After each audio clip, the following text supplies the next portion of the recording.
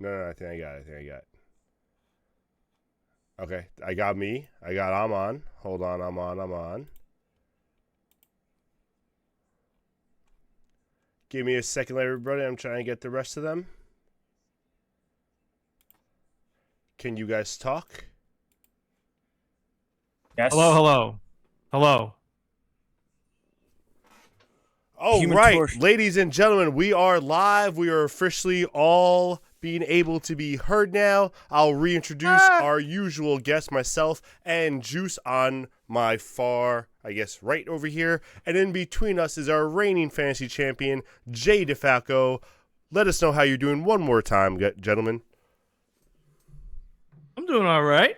It's nice to have a third host here for once. Usually when I'm doing this, it's usually when the guest hosts come in, I'm on vacation or away on business. That's fair. But yeah, welcome, Jim, to the show.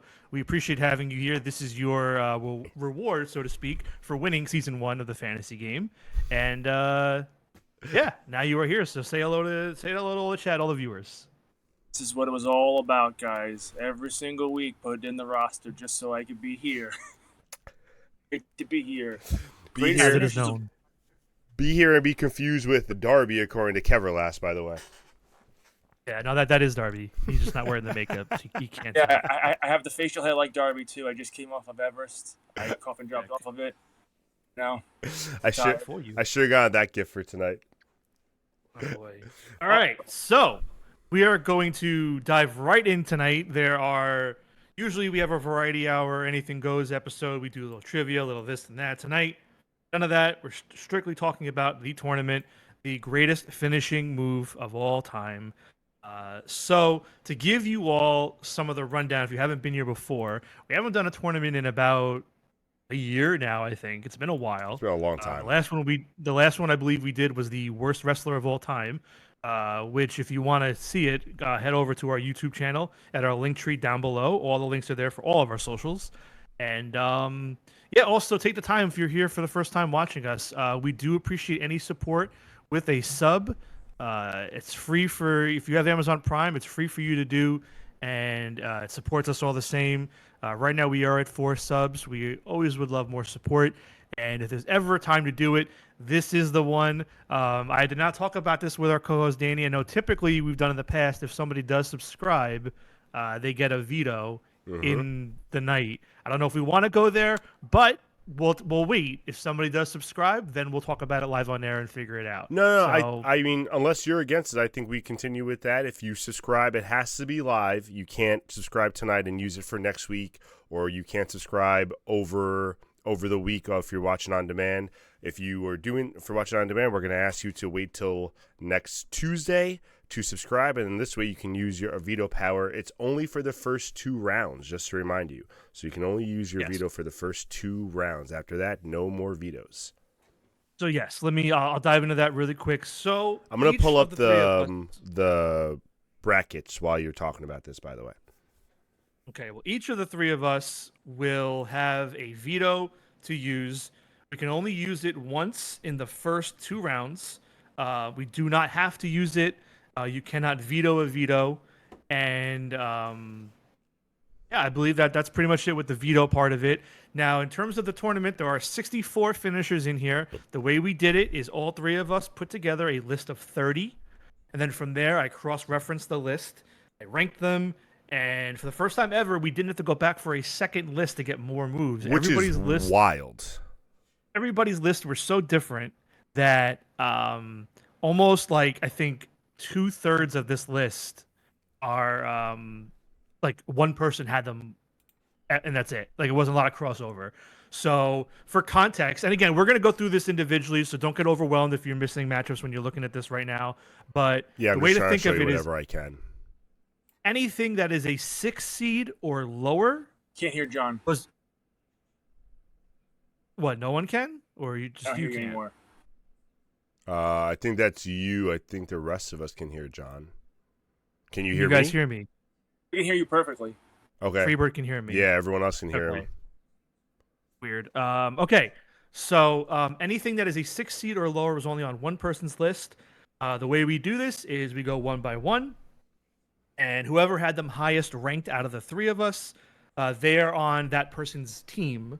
And from there, if there's a split or a tie, that person may be the one to kind of speak more to the move.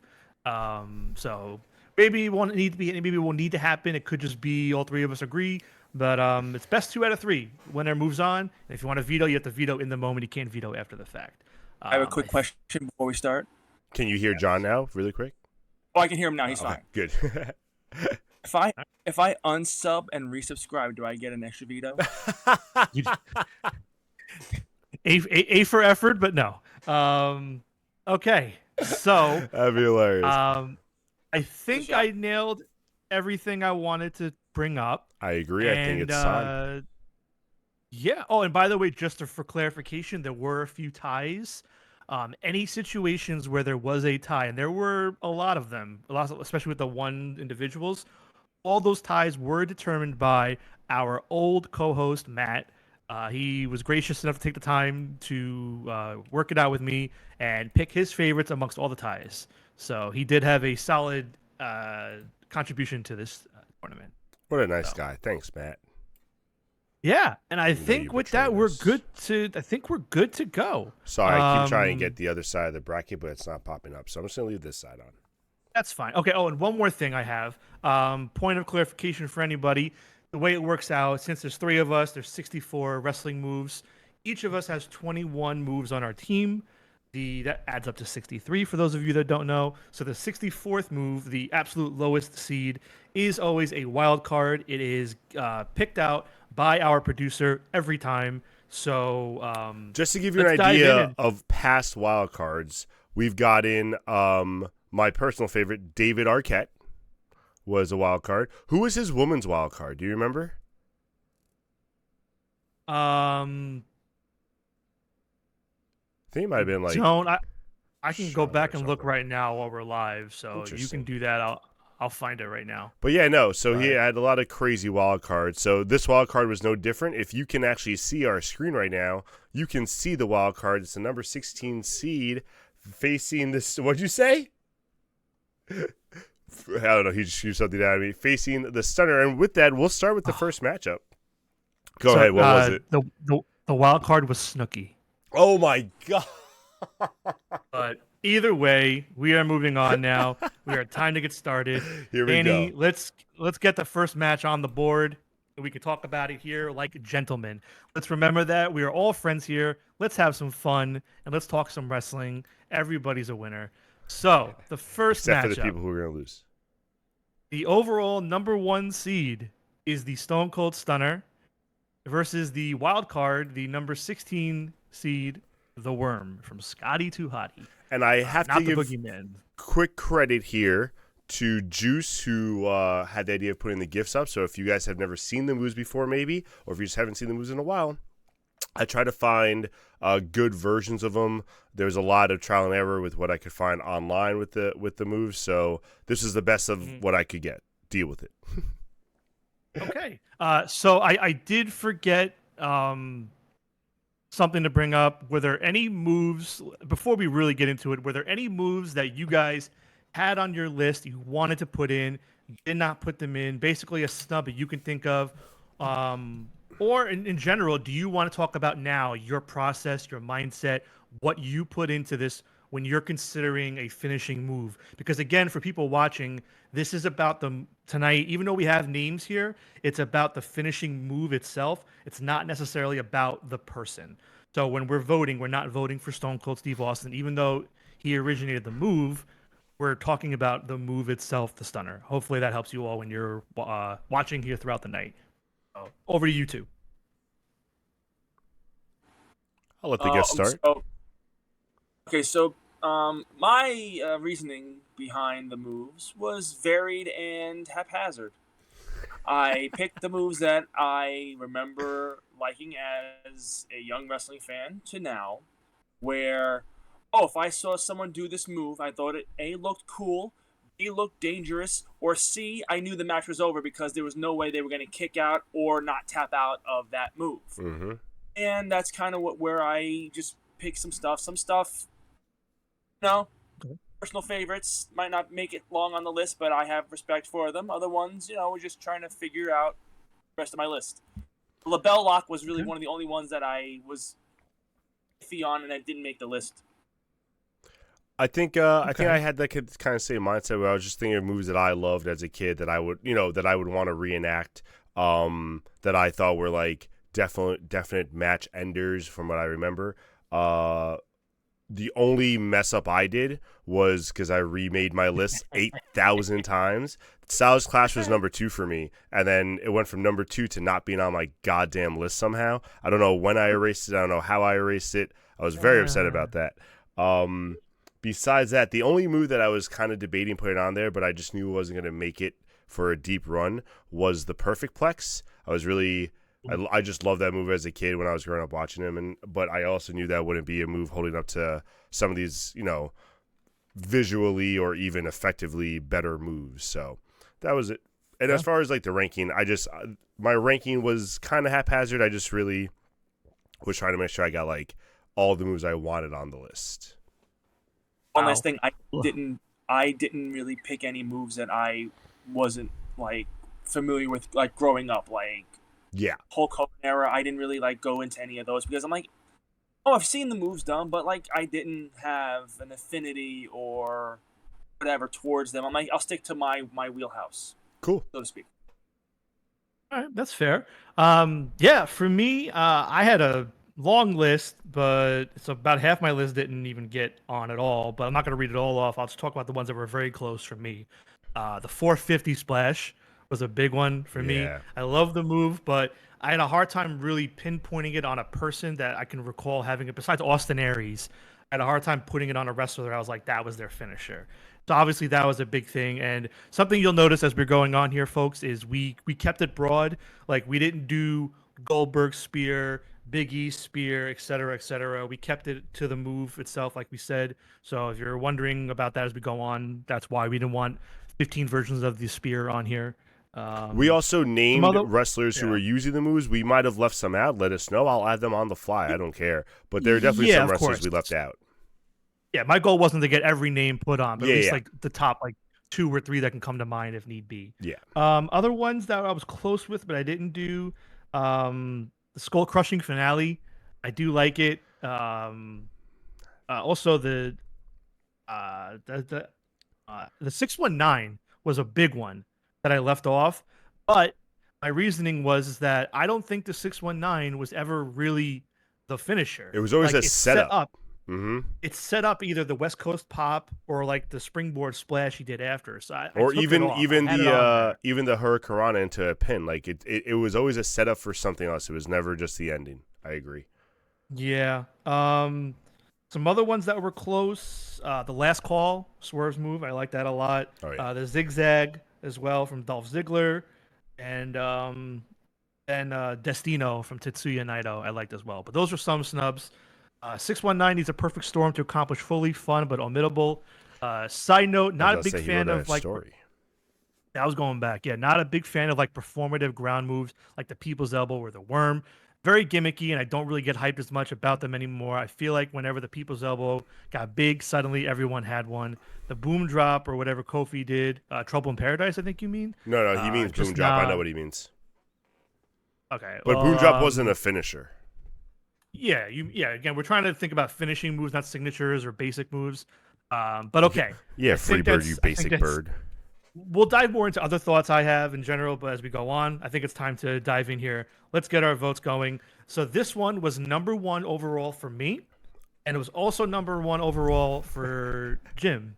So 2 of the 3 of us have this as our overall number 1 finishing move of all time, up against the wild card Worm. I don't think we need to waste more time on this one. I'm going to go with the Stunner. I'll let you guys take it from here if you have any other thoughts you want to add right now.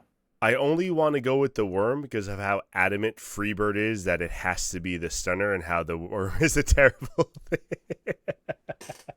No, but okay, let's not blow this up right 100%. First matchup, it's got Vito. No, 100% Stunner for me as well. I don't think it holds a candle. The Worm holds a candle to the Stunner. For me, it'll be And- very hard for anything to beat the stunner. It is one of the most anonymous finishers of all time. It's one of the biggest pops you can get. It's the easiest pop a wrestler can get. It's the stunner. Like it's again, it's gonna be very hard. That's why it was number one on my picks too. It's gonna be hard as hell to beat. All We'll right. see. Stunner makes it through. There you go, Yeah, we Freebird. got a long way to go. A lot of finishing moves, a lot of moves that honestly, I really hope that there are some moves on here as we go that some of you are like, oh, like the styles class, where you're just like, oh man, how did I forget to put that on? That's a pretty dope. There finisher. there was a lot. Yeah. All right, matchup number 2. All right. Next up, let's move along. We're moving, folks. We're rolling. We know how much Juice loves these performative ground moves, so we have the People's Elbow. Well, that was Freebird, not me. Sorry, Freebird. I said Juice. My bad. Basic Bird. My apologies. Like, I didn't say that. My apologies. People's Elbow versus the Choke Slam.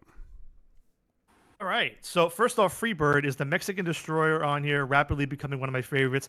So I am going to say yes and no. We'll get to it later. But That's exactly how I was going to answer that too.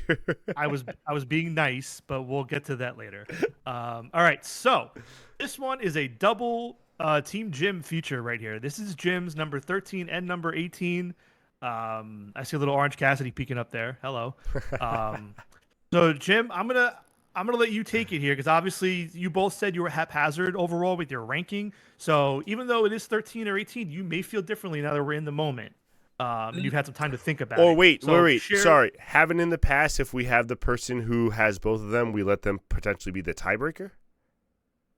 Well, yeah, I just didn't know if you wanted to say anything first. Oh, He gotcha. doesn't vote. I thought you were asking him to vote Yeah. first. No, go ahead, Jim. Yes. No, Tell us your I just mindset. want to give him the floor. I will say it's egregious that I'm versing myself in this early of a round. I can only be a winner and a loser. There's only middle ground. I'm kidding. So yeah. What we want me to do? Talk about both of them, or which one I pick now? Well, whatever you want. I mean, listen, if you really feel that strongly and want to give your pick now, you can. If you just want to make a quote unquote case about both moves, you can. And again, like it's whatever you're feeling about both moves. Like, do you regret I'll putting? The choke slam can be done by any big man. Classification of big man may vary. Big man. But the people's elbow, it's the most electrifying move in sports and entertainment. Oh. One person can do it. And Is that our truth? For me, I think even though, and Freebird, I do agree that chokeslam is played out. You're going to notice, if you haven't already, that a lot of these finishers will be played out at this point because people use them over and over and over again. So I know, and I think I'm speaking on behalf of my other two hosts, that when we think of these moves, we're thinking of like them at their peak, and we're thinking of like, you know, if this was back in the day where just this is the one finisher to end the match, am I picking the chokeslam or am I picking people's elbow? At least that's how I'm thinking about it. So with that being said, I think personally, I just always liked how the chokeslam looked, especially if you got like in this example a really tiny guy and a really big guy. It just always looks so powerful and so crazy. Where the people's elbow, I mean, it's fun, but like Freebird said before, it's nothing that I'm going to be like, oh my god, like it's over, he killed him. So I'm going to go with the chokeslam personally. Okay. So Freebird says, chokeslam is played out and like the ultimate build at 7-foot finisher. Between those two all legendary moments from multiple wrestlers, you have to vote chokeslam. I also feel the rock bottom was the true finisher, but maybe I'm wrong. They were both. Mm-hmm. He won a good chunk of matches with both moves. Agreed. Because the spine buster set up the elbow, but sometimes the rock bottom did. But yeah, he's won them with both. It looks like Luke wants neither. Abstain. And with the chokeslam, like I think about, and again, I know we're talking about like moves being devalued over time. There's a part of me where that will probably make me consider certain things, because again, we're not thinking about the wrestler doing it, but the move itself. I mean, like, look at the DDT. That's another one. The DDT didn't even make like this list, and people are going to be pissed about that because Jake the Snake Roberts, he's the one that like made it a finisher, but like it's just hard to view it that way. So some of them are hard, but for chokeslam, like, who's really doing chokeslams anymore?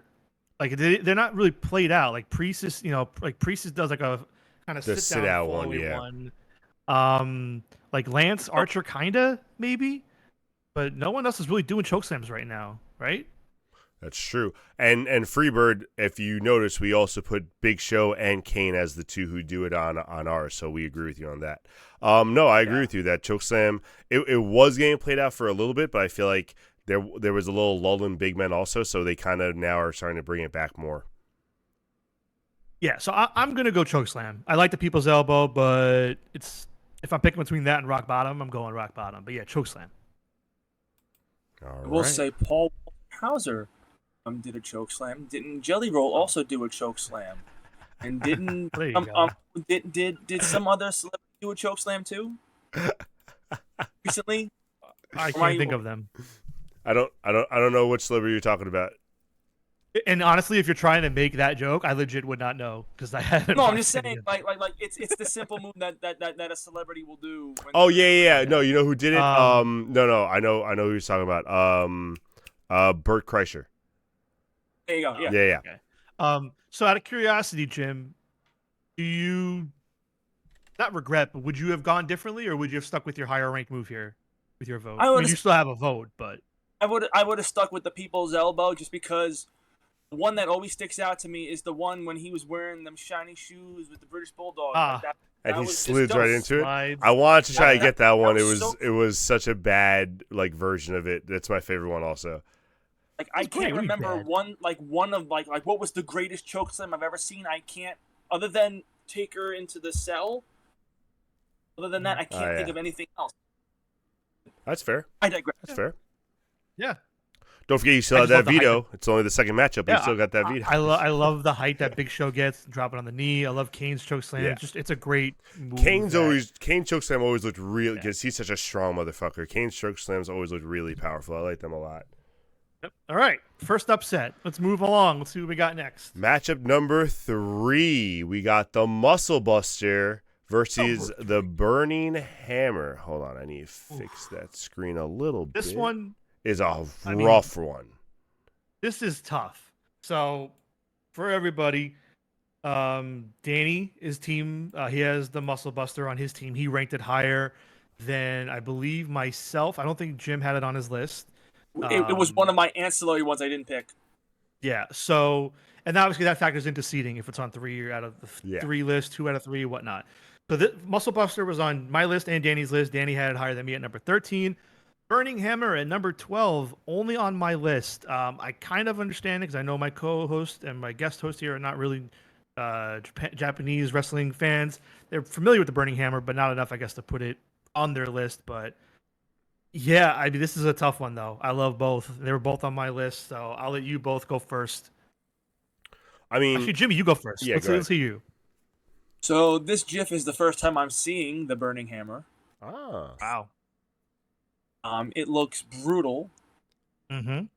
Again, Samoa Joe is Samoa Joe, and that move again it ended with T.J. Wilson's career. Mm-hmm. Which again, I think they said he modified how he holds people now, so it's less like I don't know. Yeah, he lets go now more or less as he's Yeah. dropping, rather than keep them like popcorned up, kind of. I'm just watching the GIF a couple more times. I see the Muscle Buster. I see the Burning Hammer. The Burning Hammer. It looks more safe to me while being dangerous. It looks. You know what I'm saying? It looks like there's more. Yeah. Yeah. I'd love to hear that, but yeah.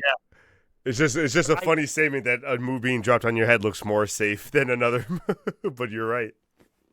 Exactly. You know, I will pick Muscle Buster just because it was an ancillary pick that I remembered now that I was an ancillary pick that I would have put if I remembered to seed it after my initial picks. I faded away. Go, you go. I gotta agree. I'm a Muscle Buster guy. I do like the Burning Hammer. That is a sick move, but I don't know. Just the Muscle Buster always like the way he was always set up, the way he sometimes caught people in it. It was just always like one of my favorite moves to watch. So I'm gonna go with the Muscle Buster as well. Well, obviously my vote doesn't matter here, but just for the sake of the integrity of the show, I'm giving my vote to the Burning Hammer. They're both amazing moves, But yeah, I gotta stick with Burning Hammer. It's a shame that it got this matchup. I do think any other Yeah, matchup I would have had a agree. much better shot. I do If I was agree with more that. familiar with it, Ooh, I that's- What's wasn't. that? You broke up a little bit there. It was just what I just wasn't familiar with it, so that's why I Oh, couldn't okay. pick it. Yeah, well, I tend to have that effect on all these tournaments. There's always one entry where I put it in and no one else knows it. And I'm like, well, Yeah. I wanted it in there, damn it. Yeah. Oh well, moving on. All right, next up we got a hell of a matchup here. Our first tag team finisher, the number 13 ranked Doomsday Device versus the GTS. Where are we falling here? So GTS was on all three of our list. For me, it was all the way up at number 6, and the Doomsday Device was only on one list, Danny's, at number 28 out of 30. Yeah. So, I will go first this round. I'm going with the GTS. I mean, the first time I saw it was when Kenta was doing it. It was not Punk. It was well before Punk was doing it. I thought it was a dope move then when Kenta was hitting Danielson with it in Ring of Honor all those years, and then Punk started adapting it. Punk made it his own, made it great. I just think it's sometimes simplicity is good. Like, we all have like those, like we like the crazy eye visual ones, but sometimes a simple one, just lift him, drop him, hit him with the knee right in the face. So I'm going with Kenta. I'm going with GTS. Agreed. my I'm going with Kenta. Jim, what are you thinking? Go to sleep. All right. Now, curious, is that also because you just didn't see Legion of Doom Doomsday Device? Because you saw it with the Briscoes, I assume. I've seen the Briscoes. Yeah. I think FTR even has done it recently now in the heel run. A few times, yep. No, it is what it is. It's a clothesline on the shoulders, and 100%. cool. 100%. I mean, this is my move. It's on my list, but against GTS, I don't think there's a real good comparison. I think Doomsday Device is more of just like a power move than a flashy move, where GTS is kind of both, where you get, even though I know you said it's not like as flashy as other moves, I agree, but it's still like a good visual, the guy on top going over, and then just that if you do it right, the knee to the face just looks brutal. So I think it's a clean sweep for GTS. Good job. Legion of Doom went to sleep. Still no conflict. I think we've all been playing nice so far. So far, yeah. I'm waiting. No There's gonna be vetoes, one no match one's angry. Here we go. All right, next one. This was such an interesting matchup. I was really interested in this one. And I love that Jim picked this finisher, because I never really thought about it in that sense. But it was one of my favorite things to watch in the Attitude Era. But we have the Swanton Bomb, two really favorite Attitude Era finishers. The Swanton Bomb, most notably done by Jeff Hardy, versus the Poison Mist, who, depending on when you grew up, was notably done by either the Great Muta or Tajiri, and then as recently Asuka and Shinsuke a little bit. Also, Malachi Black. And Malachi Black, that's right. Yeah, and we have another Jim versus Jim matchup. Yeah, we're just trying to get rid of you. Jim's number 12 versus Jim's number 29. So the Swanton Bomb was on all three of our lists, I believe. Jimmy just had it ranked the highest. And the Poison Mist, number 29 out of 30 on his list. Freebird says, nah, get the mist out of here. It doesn't need anything with a prop on his list. Ooh, Jim, I'll let you retort. Poison Mist I chose because that is the one finisher that can be used with not touching the other wrestler. It's an interesting idea, and you have to believe in the gimmick of the wrestler for it to have any power. Look at what they did with Muta, how his was. How Malachi Black, they had the whole storyline where if you got spit in the face with the mist, it would mess with you. Something would happen. Weird would happen. Again, I'm battling against myself. While the Swanton Bomb, anybody our age, on a pool, on a trampoline, tried it or 100%. wanted to try it if they wanted to, and that was the quintessential like you're up in the air, you want to do something, you do the Hardy fingers, and then you try to do it. And again, it's hard to pick between the two, and I will have to think for while you guys go. Ooh, wow, he's having second thoughts with his rankings, I guess. I like that. And I'm not gonna lie, Freebird. I'm oh no, I got spit on now. I can't figure out how to kick out of a pin attempt. I mean, if you're blinded and it's poisoning your eyes, bro, like that sucks. All right. I've never been maced before, but I imagine it's something like that where you're so like worried about you being able to see and everything that you're not worried about what else is happening to you, like being pinned. Very You don't know debilitating.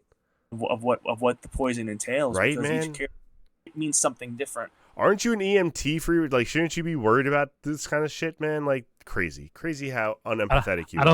I don't think they study poison mist in That school. And look that how- explains a lot. Look how incapacitated Newman was in Jurassic Park, man. He got spit in the eye with some poison mist. Look what happened to him. He was down for the We're count. falling off the rails. Getting back to All right. this. So All right. I'm gonna go as if I'm not gonna lie, if it was up against maybe some of these other finishers, I might have gone with Poison Mist because I really the more I watch it, the more I enjoy it so much. But Jim's right. Swanton Bomb, like I don't know anyone who's a wrestling fan who hasn't tried to do a Swanton Bomb.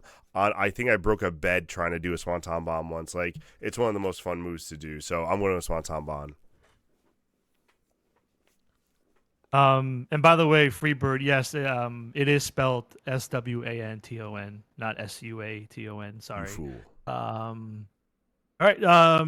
Jim, do you have a pick that's worth making before I make mine by chance? Or are you good? Well, make things fun. I will say I had great points all around for both. Agreed. You know, I had great points for the Swanton. I had great points for the Mist. And just to make things fun, Ooh. I'm gonna go with Poison Mist. Oh no, it's Let's putting it in my go. hands. Let's see what you do now. Okay. Will you go So- to bat for Oscar? Is anybody ready for Oscar? I am going to go with the move that I did growing up in the pool all the time. The Poison Mist.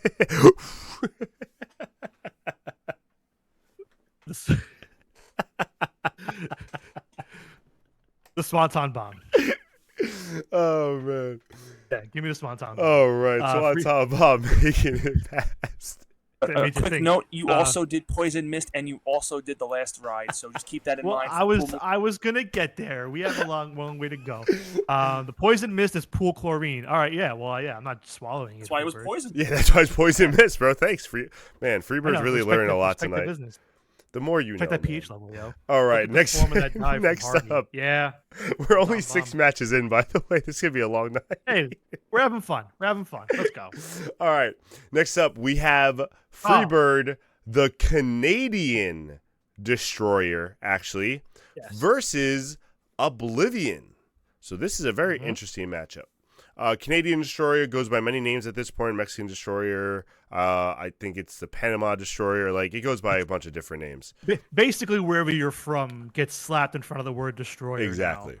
So Freebird. This is the Mexican Destroyer. It was created by Amazing Red, made popular by P.D. Williams, and it's referred to as the Canadian Destroyer. So don't let WWE fool you with their propaganda.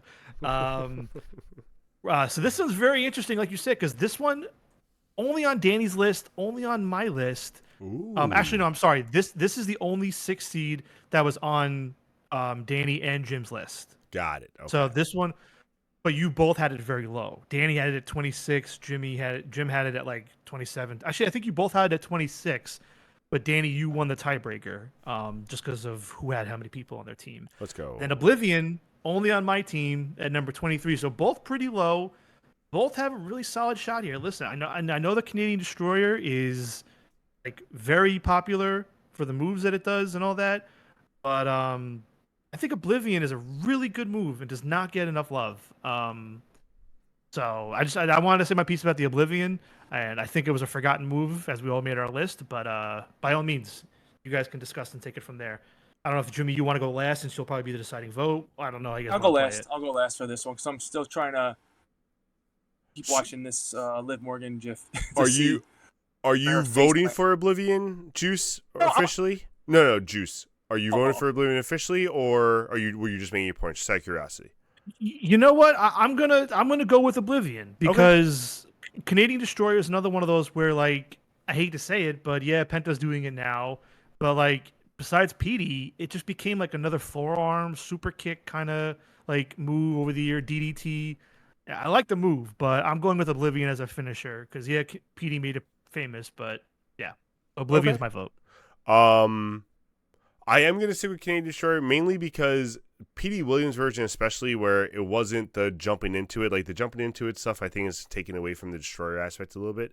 Like, when it was just a standing actual like turn into it, I think that was like the one that I literally jaw dropped the first time I saw it. Oblivion, I like. Yeah. It depends though on like who takes it, which is my problem with it. Like if the person doesn't know how to sell well, or if they or if they fall too late or something, like it doesn't look as effective. Where the Canadian Destroyer, most of the time, if you're able to just pull that off, it doesn't really get botched. Like people really spin into it. I've never really seen a botched Canadian Destroyer where I've seen as much botched Oblivions.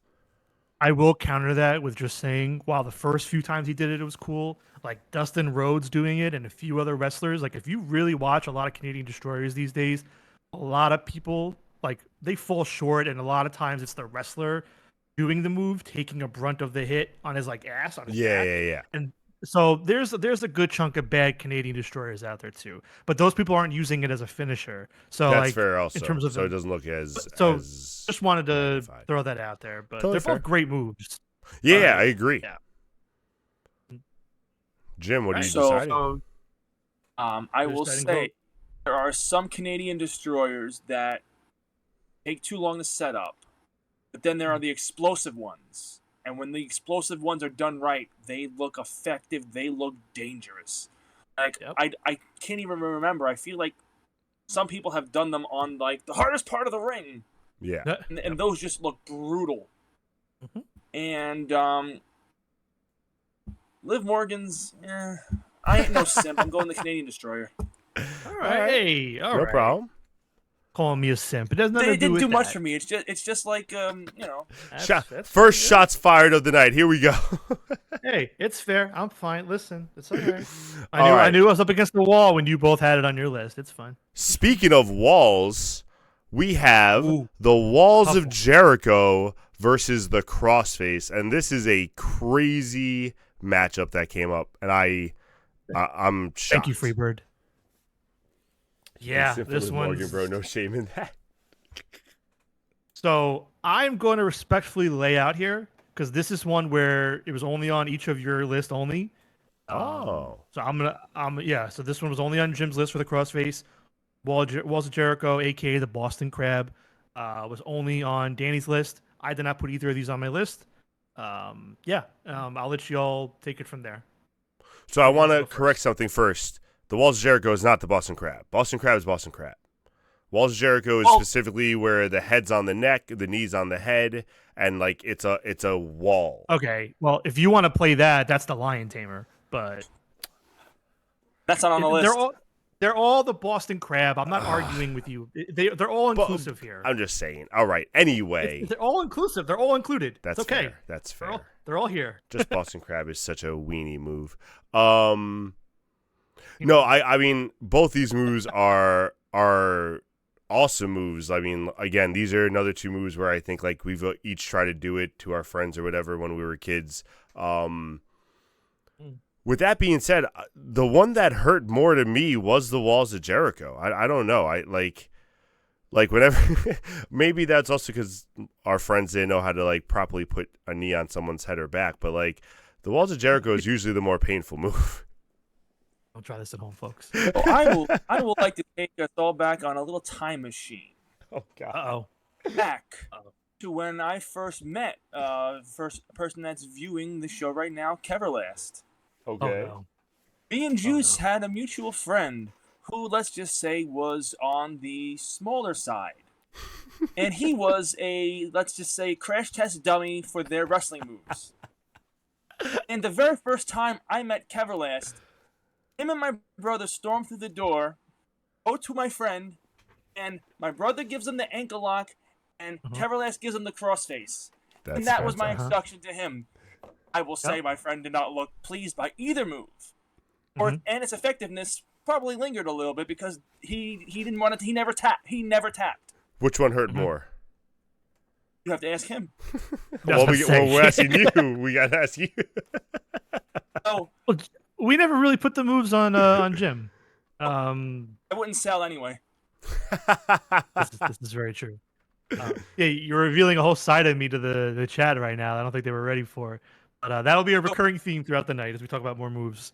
Yes. So anyway, I will go with the crossface. Not counting that's just a little color. But whenever I saw a certain wrestler who is expunged from history do that move on a main event, I knew that match was over. Because it was at a certain time, it was such a brutal maneuver. And not like when Cena holds somebody and you can see he's just holding his hands and there's no pressure. When he put the pressure and he pulled back, you knew it was done. Yeah. You knew it was done. Walls of Jericho, I always felt like he had to always go into the second gear. Like he had the first gear where he held it back, but then if he put the knee down, crossface was always full gear. I'm gonna break your face off.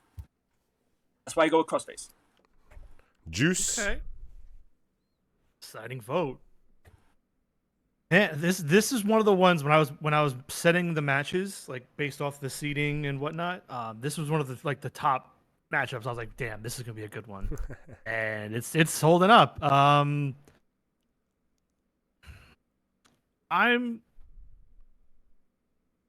gonna have to go with the Walls of Jericho.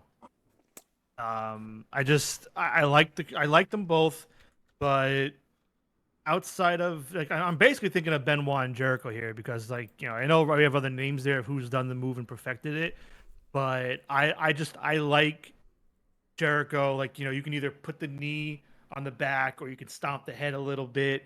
And also just, again, using my in-ring expertise when I used to do this move to people, they always tell me the Walls of Jericho hurt them way more than the crossface. So there's your insight there to that question. So I'm going Walls of Jericho. All right. I would just like to say real quick, I see Freebird's yes with an exclamation point. He's happy. Is he saying yes because of Danielson because he did the crossface, or is he yes because he wanted the Walls of Jericho? And I was debating doing the veto just to piss him off. Ooh. But I'm not. No. I think. Oh yeah, maybe. Yeah. Okay, that's what it was. Okay. Yeah, that's too funny. Okay. Making jokes. All right. Yeah. Last matchup of the first quarter of the bracket, as you know, Field of 64 gets broken up into 4 quarters. So last matchup of that first quarter. He's right. Is Rock Bottom, made famous by The Rock, versus the Taz Mission, made famous by Taz. And once again, for the third time in the first quarter of the first round, Jim faces Jim. This is, I think, some. Remember, I didn't make this. I didn't put this together, Jim, just so we're clear. Well, I will tell you, I believe this is the last head-to-head you have to deal with. So I think you're clear after this one. Oh, nice. For the first round. And don't worry, Danny and myself do have head-to-heads we have to deal with later. Yeah, I know. So I got some doozies. I would assume as much because of the numbers. It just worked out. Imagine just none of us had a head-to-head after this. It was just you and only. So Rock Bottom is a number 2 seed. This was on all 3 of our lists. Taz Mission was only on your list. And it was number 31. This was one of the, I think, few additions you had to make after we had some crossover. I'm not going to draw this one out. I think we're all in agreement. I like the Taz Mission, but I'm going Rock Bottom. Yeah, I pick Rock Bottom. I just want to just give a little love to the Taz Mission just for a quick second because, again, that was another one when Taz put it in, it was done. Mm-hmm. Done. Onion ring, as they say. No, 100%. And I'm not gonna lie. When I saw Taz Mission, I was like, "Oh, this is dope." I totally forgot about it. If it was up against any other move, I might have tried to give it more thought or more whatever. But no way, it's being the Rock Bottom. Iconic. Everyone does the Rock Bottom. Everyone loves the Rock Bottom. Everyone. All right. I gave somebody a Rock Bottom once. Here's our. Next, I've done half these moves to people. What time? Okay, so we got about 11 minutes till our ad starts. So we're going to get through some of the next part, and then I'll let you know when the ad goes. So our second number 1 seed and our second number 16 seed is the RKO. This is really sad for Juice. The RKO versus the J Driller. Yeah, and again, this is the RKO / the cutter, so it's the diamond cutter. It's, DDPs, any variation of what you're seeing on screen is what we're counting here. So it's not just Orton's thing, but yes. And then the J Driller, as done by Jay Briscoe and now by Mark Briscoe. Yeah, this is a rough one. I mean, I love the J Driller. It was my number 31. I added it after the fact. Yeah, it's a great move, Freebird. Yeah, really, Freebird is. So I want to include it, but it's the RKO. I gotta go RKO. Unfortunately, I would love to give the J Driller a little more love, and it's like you said, a terrifying move. But yeah. RKO. Now that Orton's been doing for years those crazy spots, like that just makes it even more just fun to look, just fun to expect one. Ospreay does out of nowhere. And honestly, the best finishers are really the ones you can do to anybody. Like when it starts getting difficult to do it to a bigger person or a little person or whatever, you lose a little bit, not a lot, but best ones you can do to anybody. And in my opinion, also, I think best finishers also have little setup. So like RKO, you literally just have to just move. Like you don't have to set up anything if you don't want to. You can draw it out. But I agree. All right, next matchup, we have the figure 4 leg lock versus the coffin drop. Very interesting matchups. My number 16 versus Jim's number 16. And both only on your list. So I'm going to lay out and let you both go first. I'll go first. Okay. I'll go first this time. Figure 4, I mean, iconic move. I think it's given us so many great moments. Even the reversals, I think, are so much fun to do as well. Another move where a lot of us have done or have tried to do, I would assume.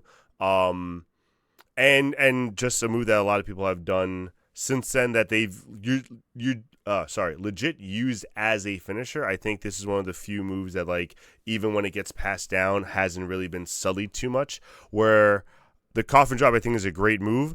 I don't even know if as a kid, I probably would have tried that, actually, now that I'm looking at it more and more. But I really just like only one person is doing the coffin drop. I don't know. Sometimes that's what makes a good finisher. I was going to say that might be an argument against me, so that's why I stopped talking. Finishing move. So I'll start my my defense of is Ric Flair climbing Mount Everest. I know Space Mountain. Let's not go there. I mean, I was going to say, oldest ride, longest line. You watch your mouth, bro. Talking about the moves, gentlemen. But keep again, it clean. Darby Allin, the coffin drop. It's synonymous with him. It's him. It's his aura. It's his character. It's who he is. Anybody can do the figure 4 if they learn it. But the coffin drop, that's Darby. That's true. That's him. But when someone puts in the figure 4, what does the whole crowd do? You go, woo, but that's just for one person, but other people do it. Woo. Just saying, that's for Ric Flair, though. But also, Darby Allin, he did a coffin drop into a coffin to win a match. And to lose a match. So, it's a synonymous with him. High risk, high reward. You're not even looking where you're going. You can completely miss, which I think he's done multiple times on the side of the ring, which, again, that's just balls. I go coffin drop. Right? It's up to you. All right. Just so I'm clear, that was a 1-1, right? Yes, sir. Correct. Okay. So, y'all are going to laugh at me. But the reason I'm going with this move is because the other move confuses me. And I hate when they do it on the ring post. I'm going with the coffin drop. Yeah. I hate the figure 4 when they do it off the turnbuckle in the corner with the post on the outside. Where do the legs go? You know, always looks terrible. You know whose fault that is? Bret Hart, that son of a bitch. He's the one who did that stupid shit. And ruining the figure honestly, 4. Like growing up, the move always confused me because I always try to put somebody in it or do it, and I couldn't. And if it's confusing me and I can't do it, I don't like it. Down with the figure 4. Sharpshooter was always easier. Sharpshooter was always easier. Figure 4 wasn't that hard, but you're right. It took me a few times to figure it out. It confused me. Next matchup. So don't try this at home. kids. except that are for watching. except for that one. All right, next Yeah, matchup. and you know what? No, you know what? Hold on. Good point by Freebird. Also, Oh, like, going how back. good of a move can it be? How good of a move can it be if your opponent can roll over and then put the pain on you? That's a very good point, that's Freebird. fair, I'm actually mad. but None of us brought that up. I did Thank bring you. that up. I literally said even the reversal looked fun because that was always like a fun moment when people were doing it. Yeah, like, but not that it hurt you. Like either you'd way. go over. I mean, it shouldn't hurt you. I agree. It was very weird. But you reversed the pressure, they said. All right, next Science. matchup. You can't argue. Moving on. We have another 9 upset. Another the 9 upset. elbow drop versus the Dominator. Interesting matchup here. I think I'm going to start this one off. As much as the Dominator is a cool move, I think the elbow drop is iconic, especially the Randy Savage elbow drop. Kairi Sane does a really nice elbow drop. Like, if you can do a really good elbow drop, it looks good. It really is a good finisher, I think. Especially if you land really well on the opponent, it really looks devastating. Dominator, again, I liked, but that's a move that's very limited. If you're strong enough to hold them over, if you don't drop them on their head, if you don't make it look bad, elbow drop, as long as you can jump off a rope and you can make it look good, elbow drop always look good. So I'm going to stick with my elbow drop here. Okay, Jim, would you like to go, or you want me to go? How you feel? I'll go because it's between the two of you. So no, you go. Then I'll play the. Yeah, that's fine. Freebird says, elbow drop is legendary. I remember when Punk did it right after Randy died. It was quite a moment. Yeah. So I'm not gonna lie. Dominator is a great move, and I was a little bit annoyed that neither of you had it on your list. It was like one of the few where I was like, what the hell, guys? This is an amazing finisher. Like, because when not Ron enough Simmons good did it, people use it. well, that doesn't. I don't think the amount of people using it makes a move No. better or worse. No. Sorry. Um, Not enough. Like, when I mean good, like, I don't mean Ron Simmons isn't a good wrestler, but like when Ron Simmons was using it, he was kind of not the main event because of the Rock and stuff. Bobby Lashley using it, it wasn't really like his main one because he was doing that, the Master Lock, the Spear. So like the Dominator to me was never like someone's like big move because I never really saw it as someone's like big finisher. But it is a great move. I agree. Yeah, I mean, I saw it as Farouk's, and when he grabbed people and would just like hold them and then go bam and just throw them down, like, I loved it. It was one of my favorite finishers growing up. So the elbow drop is an amazing move.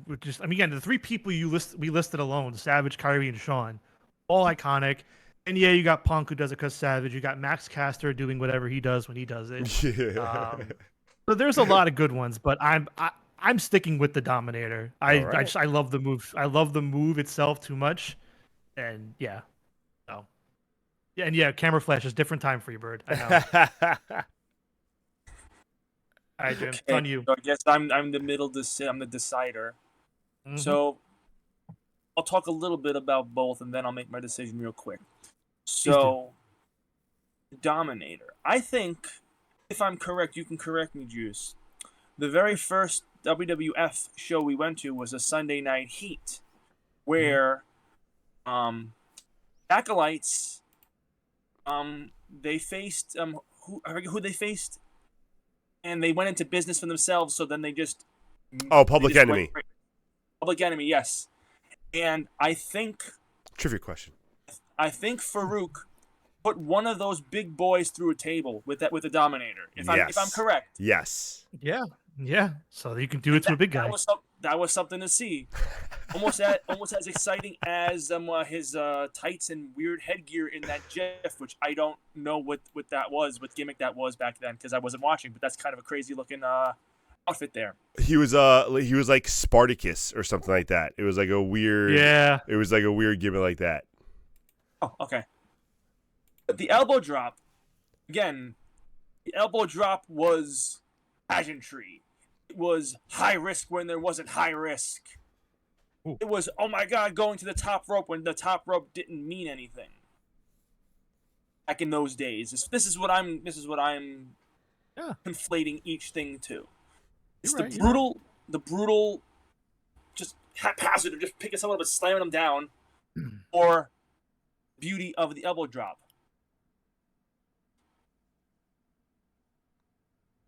I'm gonna Drum go roll. with the Dominator just because I don't want Ron Simmons to ever get mad at me one day and put me in it. Oh, Wow. This is the first, I think, real big upset. I know we were talking about the 9s and 8s, but this is a big upset.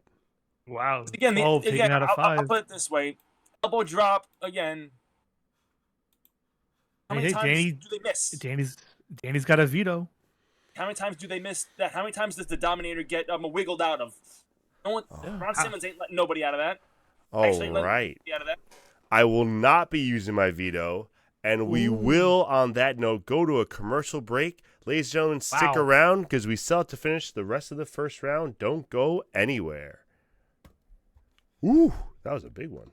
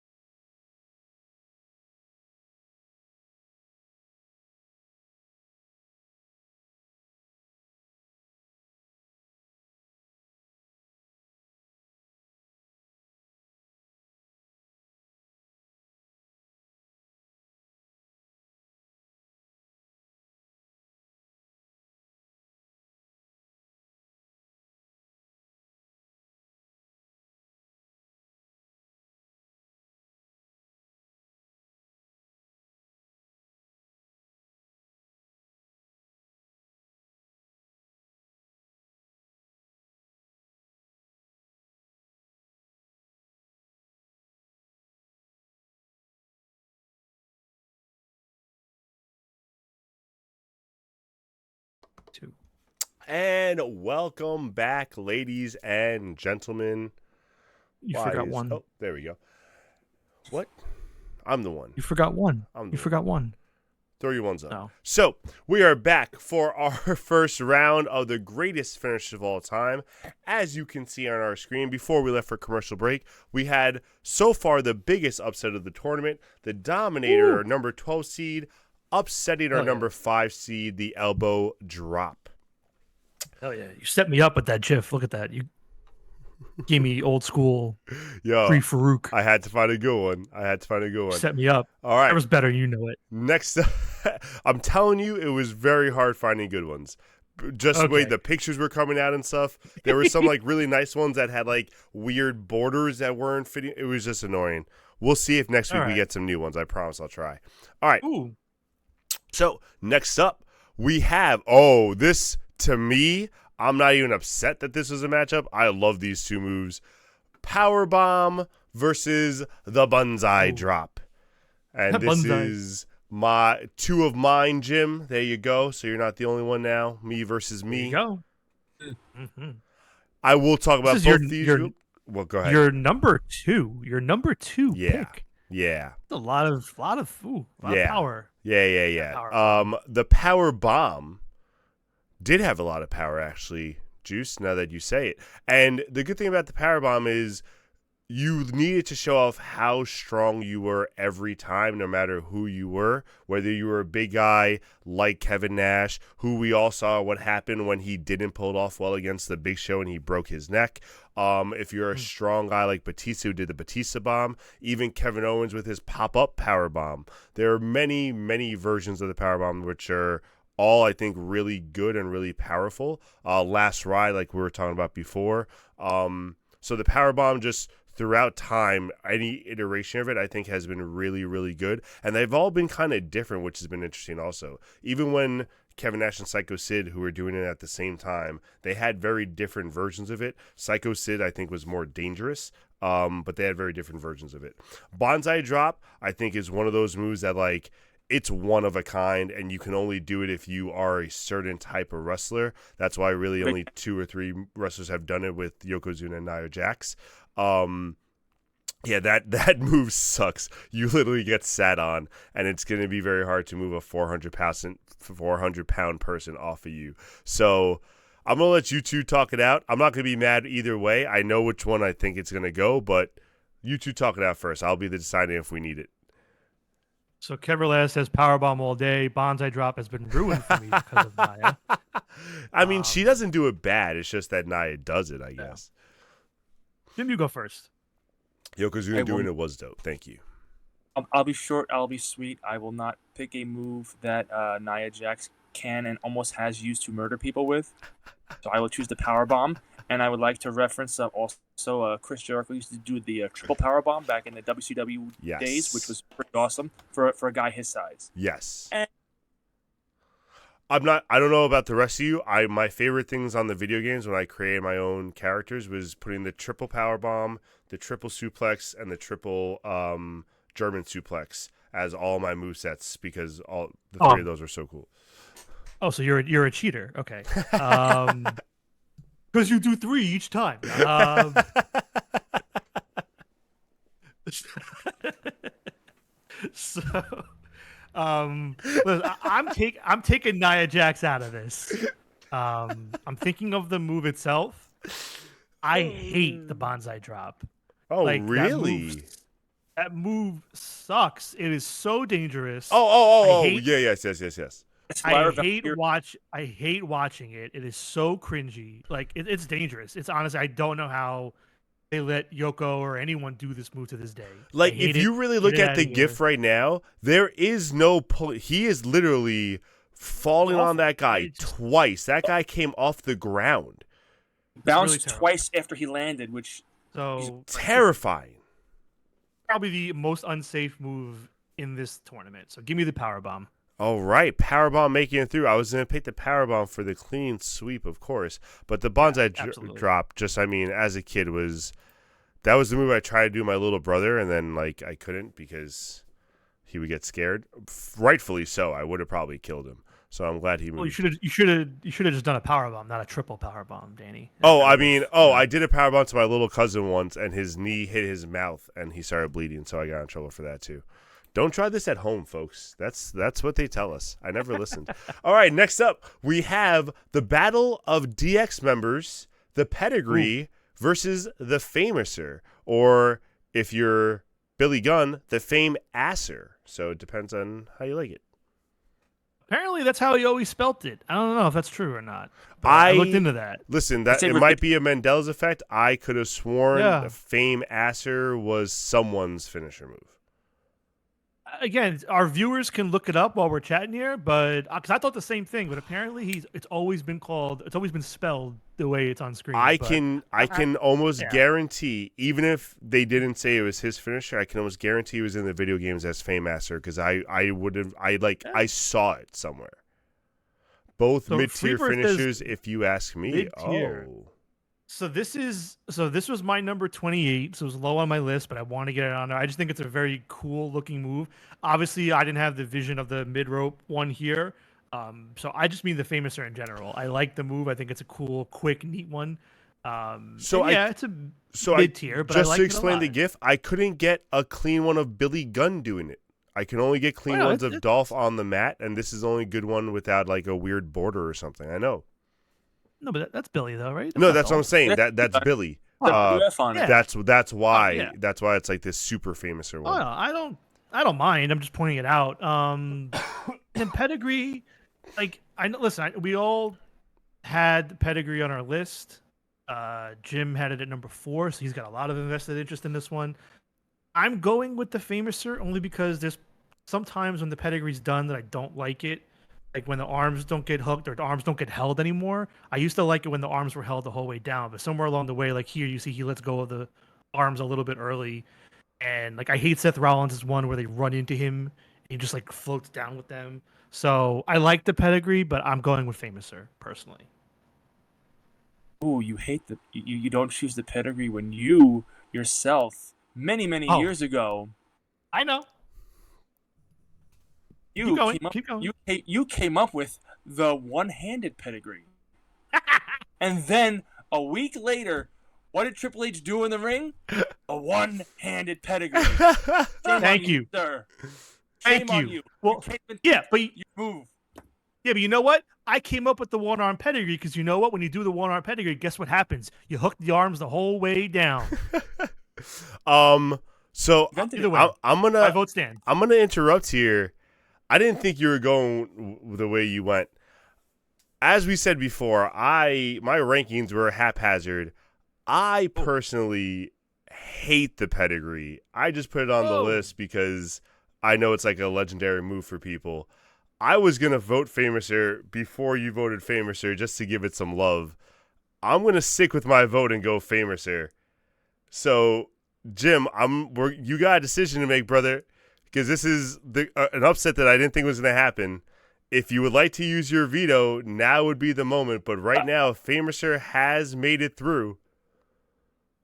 I didn't think. I swear to God, I didn't think Juice was going to do that.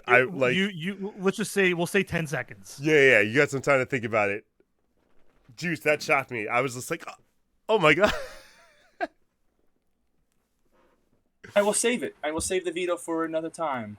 I know my battles. Wow. Hey, listen, I want the record to show legit. Hand to Jeebus Christ. You and all that the stuff. one-handed Pedigree, we know. No, this has nothing to do with Triple H. I know I don't like him. No. I like the Pedigree as a move. Don't. I'm letting our viewers know. Go ahead. This isn't me being biased or anything. I like both moves. It was on my list. But just I really didn't think about like him letting go of the arms in Seth Rollins' version until like we were here live. So yeah. No, sorry, I've always really disliked the Pedigree. Like I just like I don't know why. It just never was a move that I was like, oh man, that's so cool. Like I just wasn't Sham. Keverlast says Sham. Keverlast, he already subbed, unfortunately. I was saying, if you could get someone to sub tonight, Keverlast, they can. Oh no. They can. Here comes Harley off the top rope. Get her to do it. All right, moving on to the next matchup.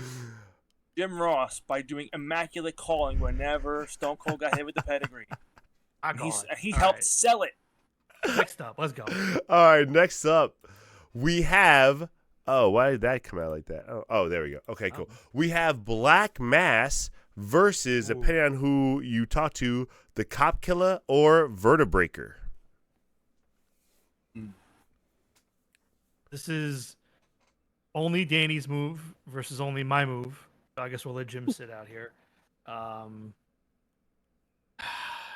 Yeah, honestly, Cop Killer, Vertebreaker is another one of those ones where, like, I figured one, if not both of you, should know this move, but I'm just surprised it didn't make your list. But this is when I was getting into my territory of, like, what are finishing moves I think are really, really cool and look devastating that they're not going to probably think of. And that's where this one came from. So obviously you have Cody Rhodes hitting it here. It wasn't really his finisher. It was more Homicide and Gregory Helms. Cody's been using it in recent years.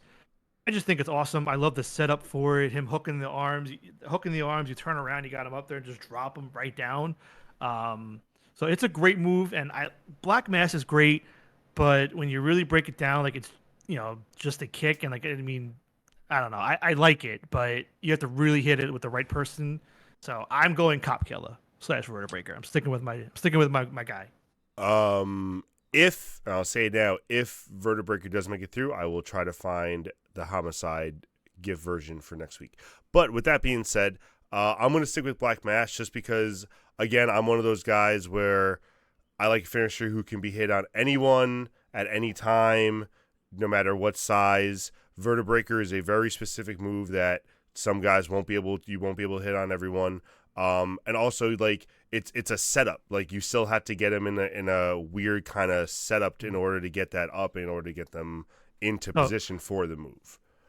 One thing I will say, if he makes it through at this point, it is what it is. But Homicide has hit it before on very large guys in Ring of Honor. And also what made Homicide so good was that there wasn't a lot of setup.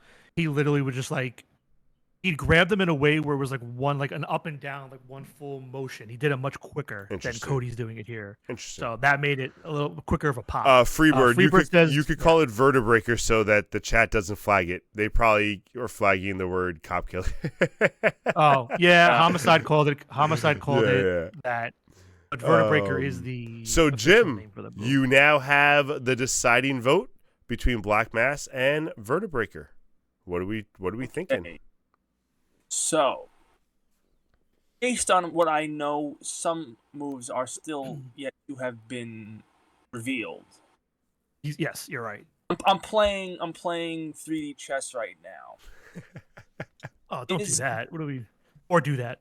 Is the Black Mass itself worthy of a second round, third round pick, just based on what it is?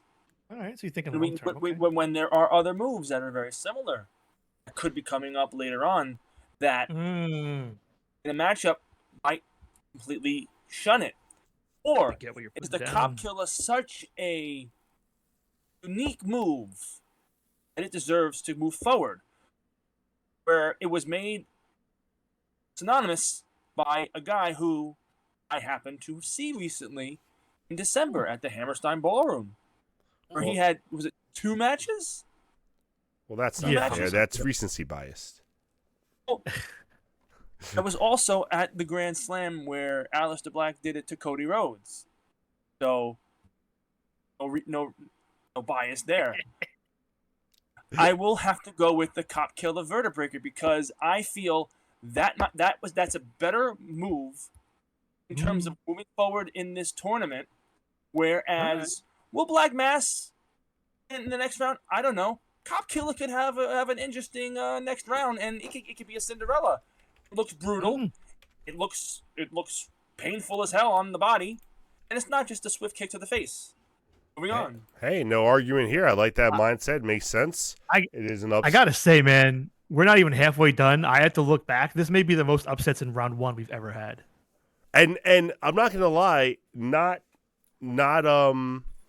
no one's like really upset about the upsets. No, most of us, we all understand. In the mist. All right, moving on. All right, next round, next matchup. We have the Master Lock. Thank you. The Master Lock versus Bianca Belair's Kiss of Death. very good moves here. Mm. So This is close. I'm going to say something since neither one of these are my moves, and I don't think either one were on my list. So these are your guys' own that I'm going to have to choose between. Both these moves I forgot about, fully admit. Master Lock, I loved when I was a kid. I forgot how much I love that move. I think it was so cool. Kiss of Death impresses me every time Bianca does it because Bianca is so strong that she's been able to do it on so many people. So just my little take on both those on first sight. I don't know if you guys want to talk more about it or put your votes, and I'll be the deciding if I have to be. Yeah, I'll go first because this is easy for me. I mean, the Master Lock is probably the most devastating submission finisher of all time. Nobody ever broke Chris Masters' Master Lock. Bobby Lashley was also a beast with it. No one has ever broken my Master Lock. I've given people concussions because they've tried to break my Master Lock in parking lots. And honestly, with KOD, like that GIF is a great. Freebird never broke it. See, you get once you lock in those fingers, man. God, That's what it's about. And when it comes to the KOD, listen, that GIF is great. But let's not forget the concrete. Well, yeah, that played a role into it too. But that was because he was trying to escape it. Can't break it. Yeah, that's fair. He couldn't. He had to literally put his head into the concrete to try to break it. Yeah. So the KOD, my issue with it, why I didn't put it on my list. This is the honest truth. Because spoiler alert, it's not on the list. This is basically just like an upside down inverted AA, and that move sucks. So I mean, she does do the sit out with it though. It's like. Yeah, no, I know. Just Listen, saying. I know. It's a variation on the AA. It's not a terrible move, but I just Master Lock all the way. All right, Jim. So I'm picking the KOD, obviously. I feel surprised. No, I feel that I wanted to put a woman's finisher that was something that the guys don't really do. I was synonymous with a female wrestler. Like, there's some moves that everybody does. I don't see a guy do this move. She is one of the most impressive wrestlers around right now, and it's the physicality. Like, there have been times where she'll have them on the shoulder outside the ring. She'll walk up the stairs, get in the ring, and then do it. That's physicality right there. And if I may be mistaken, has anyone ever kicked out of the KOD? Ooh. So no pretty one's broken the Master Lock. And potentially no one's kicked out of the KOD. I did say potentially. Someone fact check that before I make my vote. Google. Google right now. Damn. Okay, so one apiece. And I was seeing if anyone would sway me with anything.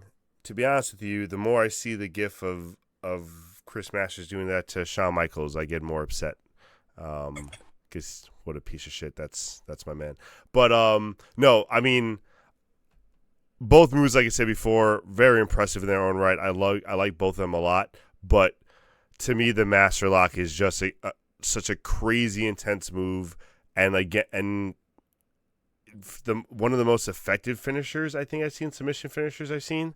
So I got to go with the Master Lock personally. I just wish Chris Masters himself didn't mess it up. Idiot.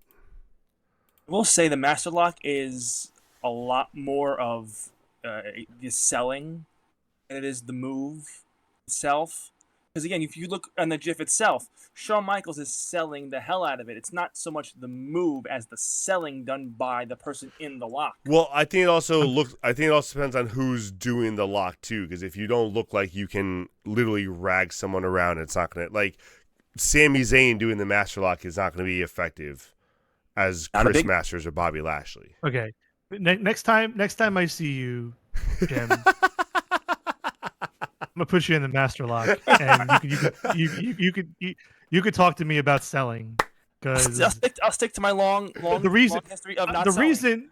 I hope we get a video of this for the podcast. The reason Shawn Michaels isn't really selling there is because he is unconscious. Yeah, he's dying. From what Matt? All right, he already won. All right, let's go. Moving on to the last.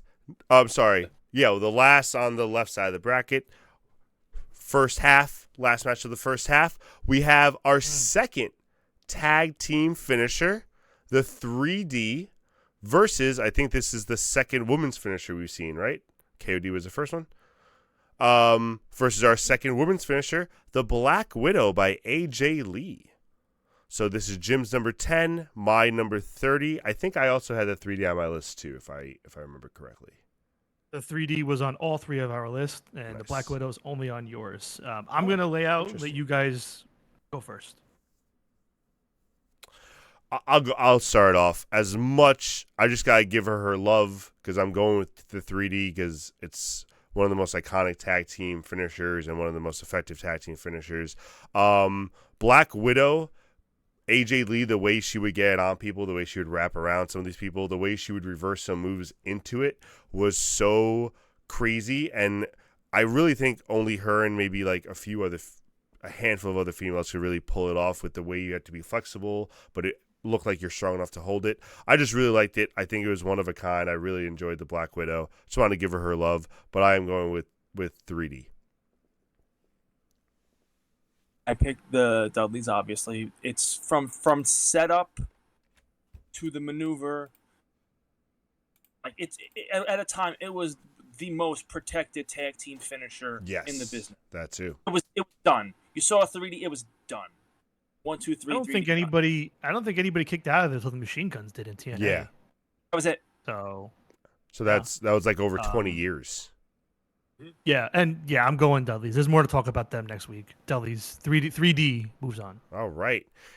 Next up, we have our third number 1 seed versus our third number 16 seed as we go to the right side of the bracket, which none of you were able to see. So all these matchups, even if you were paying attention at the beginning, you don't know because you were not able to see them. So here we go. I know them. Well, I know them too. Jim doesn't. Haha. Here we go. We have the super kick versus the moonsault. And this was a pretty interesting matchup to me because I think like these are two of the oldest moves, really. Two moves that a lot of people use different variations of. A lot of wrestlers have used over the years. So I was really interested to see like this matchup specifically. I'm sure. Actually, Juice, what are the stats? It looks like the moonsault was only on Jim's. Yeah, so the moonsault was added by Jim at number 33 out of 30 on his list, so it was added after the fact. Wait a second. Yeah, it was one of the few. No. Yeah, it was one of the few additions added after the fact, and and then we have the super kick, number 1 for Danny, and I believe. Let's see. It was on all three of our lists.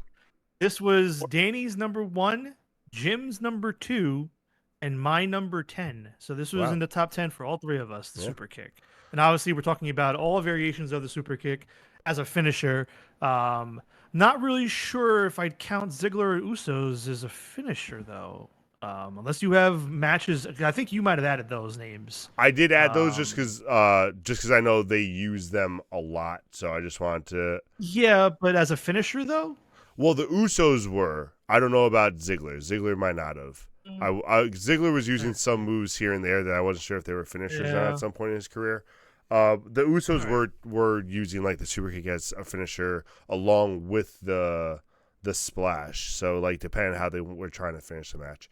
May have to get me some video evidence on that. All right. Yeah. While you're doing that, can you find the 3 Amigos being used as a finisher too? Because I lost that battle early on too.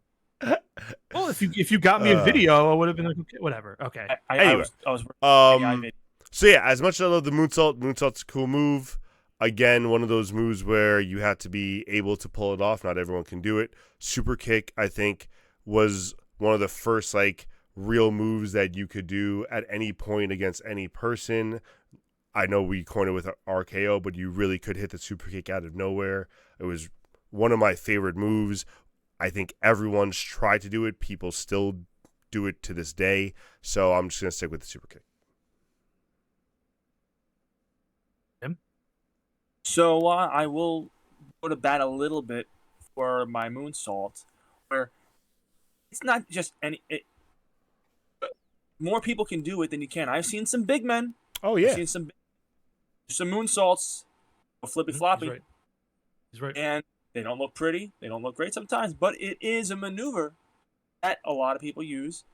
And I will say, super kick, as I was alluding to before, better than the black mass. It's more synonymous with the finisher. There's more history behind a super kick, where Agreed. I feel like that's why I went the way I did before, because I knew the super kick would be a much higher ranking, and I feel that would have better legs on Haha. to be one of the greatest finishers of all time. Agreed. I have my pluses and negatives about it that I will discuss later, but I will go with super kick as well. Juicy boy. Yeah, well, the vote's already been decided. I will go with super kick, but I do want to. We'll get more into it next week, clearly, since it's moving on. But this is going to be a very interesting one for me to watch throughout the rest of this tournament, because like outside of Shawn Michaels, like I'm super conflicted about this move. Super. So we'll see. We'll talk more about it next week, though. But I love HBK doing it, but outside of that, it's gotten very hard for me to like be on board with it. But we'll see. Totally fine. Totally fair. I mean, all right.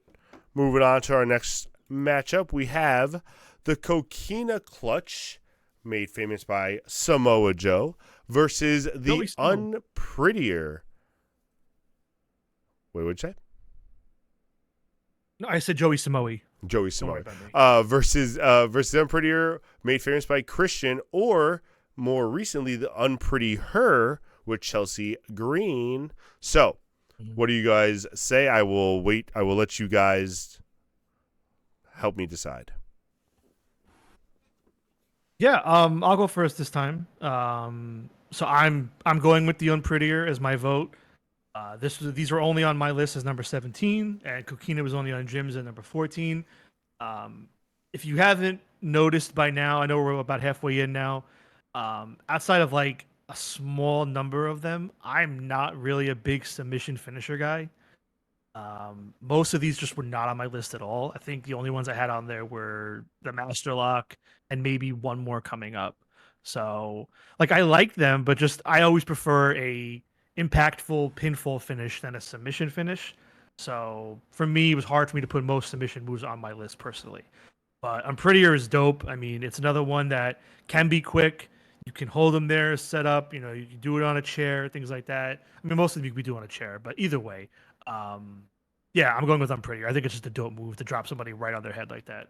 So, and you hold the arms the whole way down. You rarely let go.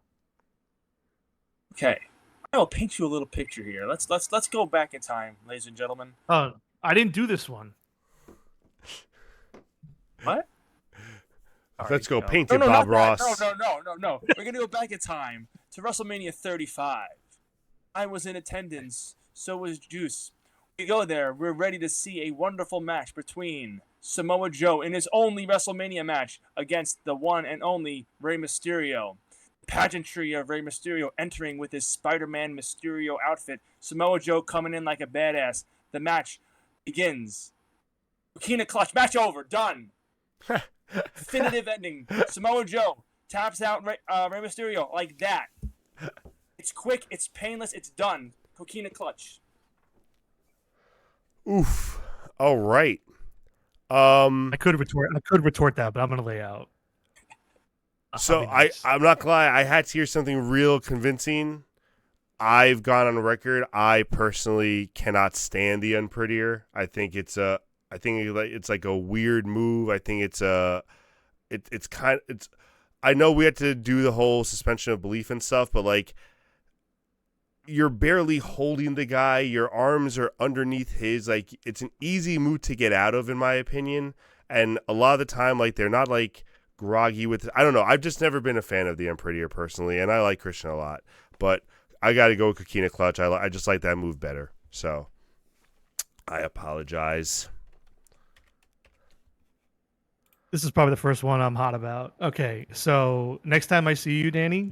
I've told you before I don't like. This is not a surprise to you. I've said it on this podcast that I do not like the Unprettier. Next time I see you, I'm going to put you in the Unprettier. I will get out of it very easily, because all I will do is, whoop, I'll just pick my hands up, because that's all you got to fucking do. It's such a stupid move. Now you're gonna Put threaten your me. hands up when I have you. You're When I gonna have you. We threaten need me. to do confirmation of this. Um, Like demonstration. I did. I did. Whoop. I did look it up really quick. I will relent that Dolph Ziggler never used it. James Storm did use it though, so I'm going to replace Dolph Ziggler as James Storm for the super kick. And the Usos, I am going to still say did use them as a finisher, even if it was the two of them at once. I believe was a finisher. We will look for video evidence, and I will get to that next week. Next matchup, we have the ankle lock, made famous by Kurt Angle, also used by Ken Shamrock, that crazy son of a bitch, versus the Blue Thunder Bomb with Sami Zayn as really the only person I know of used it, even though I know it was used before that. And who else, Danny? Oh, man, I was hoping you wouldn't ask me to do that. I'm going to say Jun Akiyama. Hey, you got it, folks. Hey, I'm learning, everybody. All right. Practice that for 5 hours. I swear to God, I did not. Google. I just kept pressing the speaker on Google so it would tell me the name. June. May Day. All right. Anyway, I'm just gonna go off with this. I like the Blue Thunder Bomb. It's a really cool move. Nice pageantry, all that. Of nice variation of a power bomb, but the ankle lock is iconic in my opinion. You can clam it up, especially when you get the legs around the ankle lock and you really just like had them almost like a snake python just wrapped up. Ankle lock is just devastating, leaves you hurt afterward. It really helps you sell afterward if you face the right opponent. So I'm gonna stick with ankle lock for this myself. Spell it. It's already spelt, Keverlast. Shut up. Yeah, I'm going ankle lock as well. I like the Blue Thunder Bomb and all, but this is one that I kind of feel like I had a hard time giving it to you, Jim, not as a finisher, but I was debating if it fell under the distinction of power bombs, but I opted with no, just because of the way it kind of, I don't know, it just went, but I kind of regretted it being on here. So yeah, I'm going with ankle lock, kind of on principle. I also had ankle lock on my list as well, but not higher than Danny. So, a moral victory either way for me. I'm cool with ankle lock. Blue Thunder Bomb I think looks cool. Agreed. Yeah. No, I think it's takes physical strength, even though Sami Zayn not a big man. Do it. Yeah. Also, Akiyama's the one that invented the move, Danny. That's why he's on there. I wasn't trolling you. No. I know you weren't. That's what I said. I know it was used before Sammy. That's just the only person I know who uses it. I didn't think that was a setup. I really didn't. Don't worry. Yeah. All right. Next up, we have the Frog Splash versus the Curb Stomp, both from my team. Ooh. So it's a Danny special. I'm curious to see if I have nothing to say to sway you guys for either one. So I'm curious to see where your hearts take you both. All right, Jim, I'll let you go first. I went last time. I will say. I could talk about it more. I think this is a slam dunk for the Frog Splash because the curb stomp, you're stepping on a guy's head. Half the time it doesn't look believable.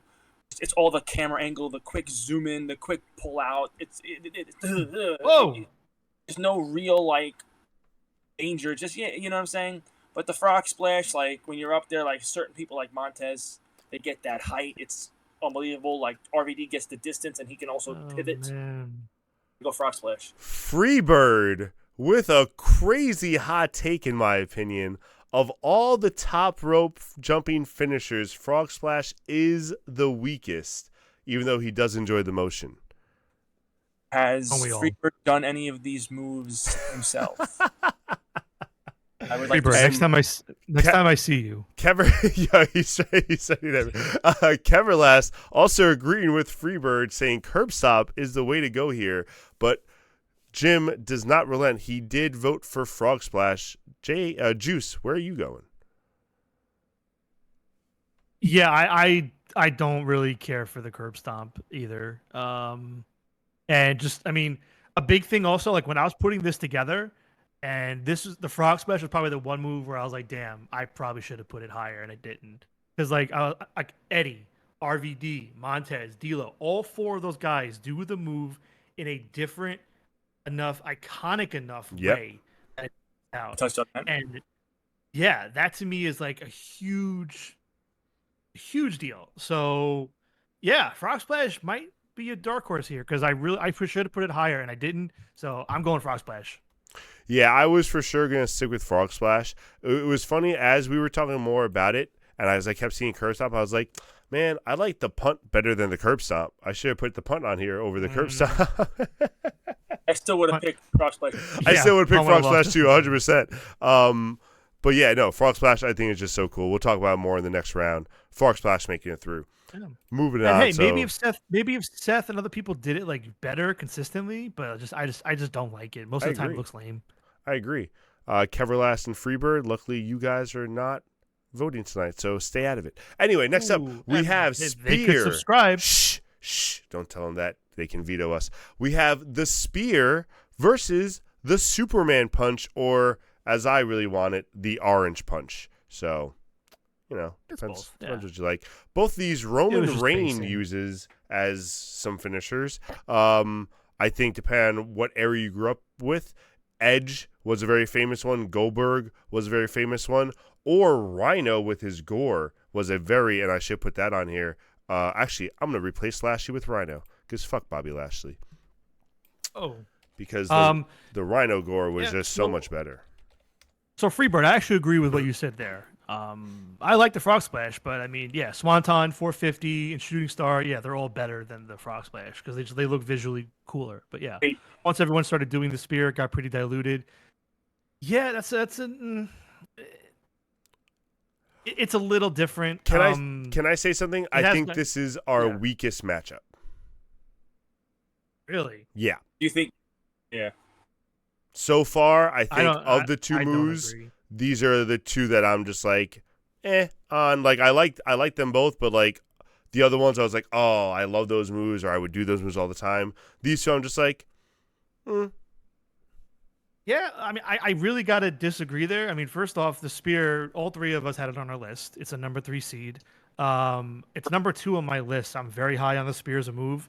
And just like the Frog Splash, again, like Roman, Goldberg, Rhino, Edge, like all these people that do Spears, they all do them differently. You may not like them as much as others, but everyone does their Spear in a specific, unique enough way, whether it's a setup, the execution, and there's something to that. So compared to the Superman Punch, which Roman and Orange do, Keverlast, I'm with you, man. I'm going to be real. Superman Punch is kind of lame. It is, because most of the time they're not even hitting them with it, or it's just not even, like, I just don't, I don't know. I don't really buy it. So this one should be a no-brainer. Spear. All right, I'll say I go with Spear. Superman Punch kind of falls along the lines with any of Hulk Hogan's finishers. It's suspension of disbelief. Like, you're punching throughout the match. This one's the magical one that does it. It doesn't do anything for me. Because you're flying like Superman, bro. God, you guys. No one's wearing a cape. Yeah, because they're all superheroes. That's why we watch wrestling.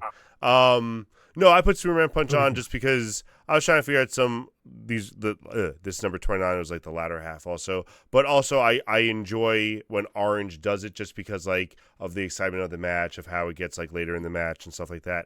But Spear was much higher on my list. And Spear, like Juice said, is just done, if done well, looks so devastating. So yeah, I'm going to stick with Spear and do a clean sweep there. All right.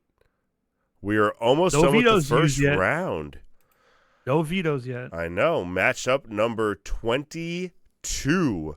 We have right on cue Freebird, the Shooting Star Press, my number 4, versus the Buckshot Lariat, which I know Logan Paul doesn't use it as a finisher, but I just want to put his name up there just to upset Juice a little bit. Not going to lie. Yeah, that upsets me too. And it was my pick. There you go. All right, I'll erase his name now that you're both upset. I've done my job. And moving on. So, where are we going here between the Shooting Star Press and the Buckshot Larry? I'll go first. For me, I'm laying out. Neither are on my team, so I'm laying out. Okay. Right, for me, I am a fan of all things Hangman Adam Page. I feel he is the heart, the main character of AEW. And His finisher is him. Buckshot lariat. Jumping over, doing the clothesline. Again, clothesline from hell was Bradshaw's. It was a hell of a clothesline. When he hits it right, he gets that momentum with the flip. Fantastic. Shooting star press. It's another high maneuver. I think there's other ones on the list that are better. But in terms of what Adam Page does for the buckshot, I don't think there's anything similar on this list that is better at this stage in the tournament. All right. Shooting star press. I mean, just the athleticism it takes to do it, just how graceful you look doing it. I think as much as we like the swanton and the frog splash and stuff, the shooting star press is like the move that everyone wants to be able to do, and it's such a cool looking move, and it's such a unique looking move. And I know, like, honestly, Matt Sydal just does it perfectly. Buckshot lariat, I love. It's a great move, but it's just a clothesline. Like, a lot of people can do a clothesline. A super kick's just a kick too. Well, depends. I was gonna say we can't be using that argument. The point of a finisher is how the person does it to make it believable and stick out. But I digress. Perfect. Get upset. What? I don't even want to vote on this one. What? That doesn't make sense. You have to. Because now you're just trying to get me mad for no reason, and like I want to be spiteful and take away your team. No, honestly, Buckshot lariat. No, Buckshot lariat. I do really like a lot. Just fucking around. Adam Page, the way he does it, it's very powerful, which is crazy because that whole rotation over the top rope, if you don't do that, it could look so sloppy. It could look so like almost disjointed with the rest of the move. He does it with a really good flow with it. I really do like it, but I just don't think it looks as good as a shooting star press. Maybe power-wise it's more impactful, but at the same time, a body falling down on you, flipping in the air is going to hurt just as much, I think. So it really just depends on what you think. I think visually it looks better. So I'm going to go with the one that I did the most growing up. What? I have to... Nothing, okay. Wait, what? I want to hear this story. I don't even care which one you picked now. I need to hear the story. Well, clearly the one I did more growing up. Yeah, no, I'm going with the one that gave us the classic memory and moment with Bork Laser. Give me the shooting star press. Oh, you pick it because it almost broke. It almost killed Brock Lesnar, yes. Why else, man? Why else would you pick it? Come on now. All right, moving on to the next one. This was an interesting matchup. We have the Mandible Claw versus Eat, Defeat, or Soul Food, depending on Gail Kim or Chuck Taylor, who you saw doing it. But we have two very different moves here, and I'm kind of interested to see where you guys go. So, Jim, I think you're going to sit this one out because it's not either one of your teams right now. I don't know if he picked either one of these on his list, though. No, again, any seed that's 6 or under is individual. So. Got it. Okay. So then he sits this one out. I'll go first with this one. Mandible Claw, I think, is another one of those iconic moves where it just, you felt the pain kind of when people were doing it. If you ever had it done on you, like, correctly, it really does hurt and it really does suck. And I've only had it done once, and I will never let someone do that again to me. But it's a really devastating. It's just a really, like, grotesque and impactful move, in my opinion. So I love the Mandible Claw, and I hope it gets through. Not gonna lie, I'd say this regardless of what the matchup was or who they were facing. I don't think the Mandible Claw should be on this list. Yes, it's a finishing move, not disputing that. I just don't think it's that good of worthy of being even in the top 64 of finishing moves. And again, I'd say this no matter whose it was or who it's facing. That's how I feel about the move itself. That being said, Eat, Defeat, and Soul Food, it never got like mainstream love and attention on a WWE or whatever because it was excuse me, just in TNA and a little bit in AEW or on the independents. But looking at that GIF, I mean, it's a pretty dope and sick move, and it's another one where I put it on here knowing you guys probably weren't going to have it on your list, but maybe I can get some attention and love on it with the GIF itself and what it's looking like. I just think it's cool. I think it's cool. You grab them and it's like a misdirect kind of thing. You grab them by the arm, you just drop down and bam, foot right in the face to knock them out. So I really dig it. I think it's cool, and I think it should be the one to move on. And I'll make this one quick. I go with Mandible Claw. Eat Defeat does not really look like a finisher to me. It looks like it sets up a high flying maneuver. It doesn't seem like that's the end of the match to me. It doesn't look like a definitive to me. Gotcha. Or like Mandible Claw, you bring him down. They do the 1, they do the 2. No, he's out.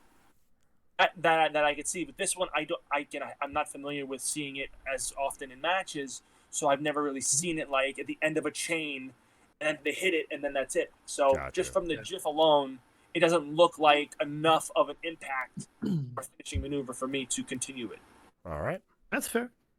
All right, matchup number 24. I believe this is the third number 2.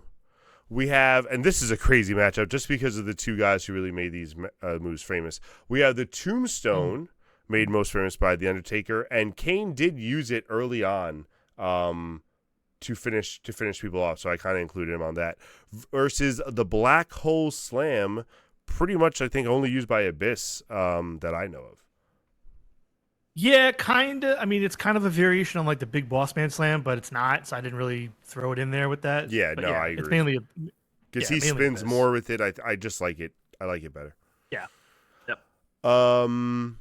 And as usual, since Shawn Michaels is the one on the receiving end, I will not vote for the Tombstone. No, I'm just kidding.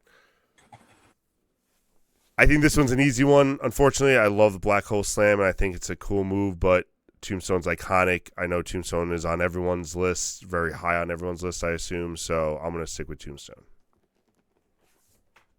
Yeah, and I'm sure this is a losing fight, but honestly, both of these were on my list. I'm standing by it even at number 30. I think Black Hole Slam is that cool and dope of a move that I think it should be. I should have put it way higher. I messed up leaving it at 30.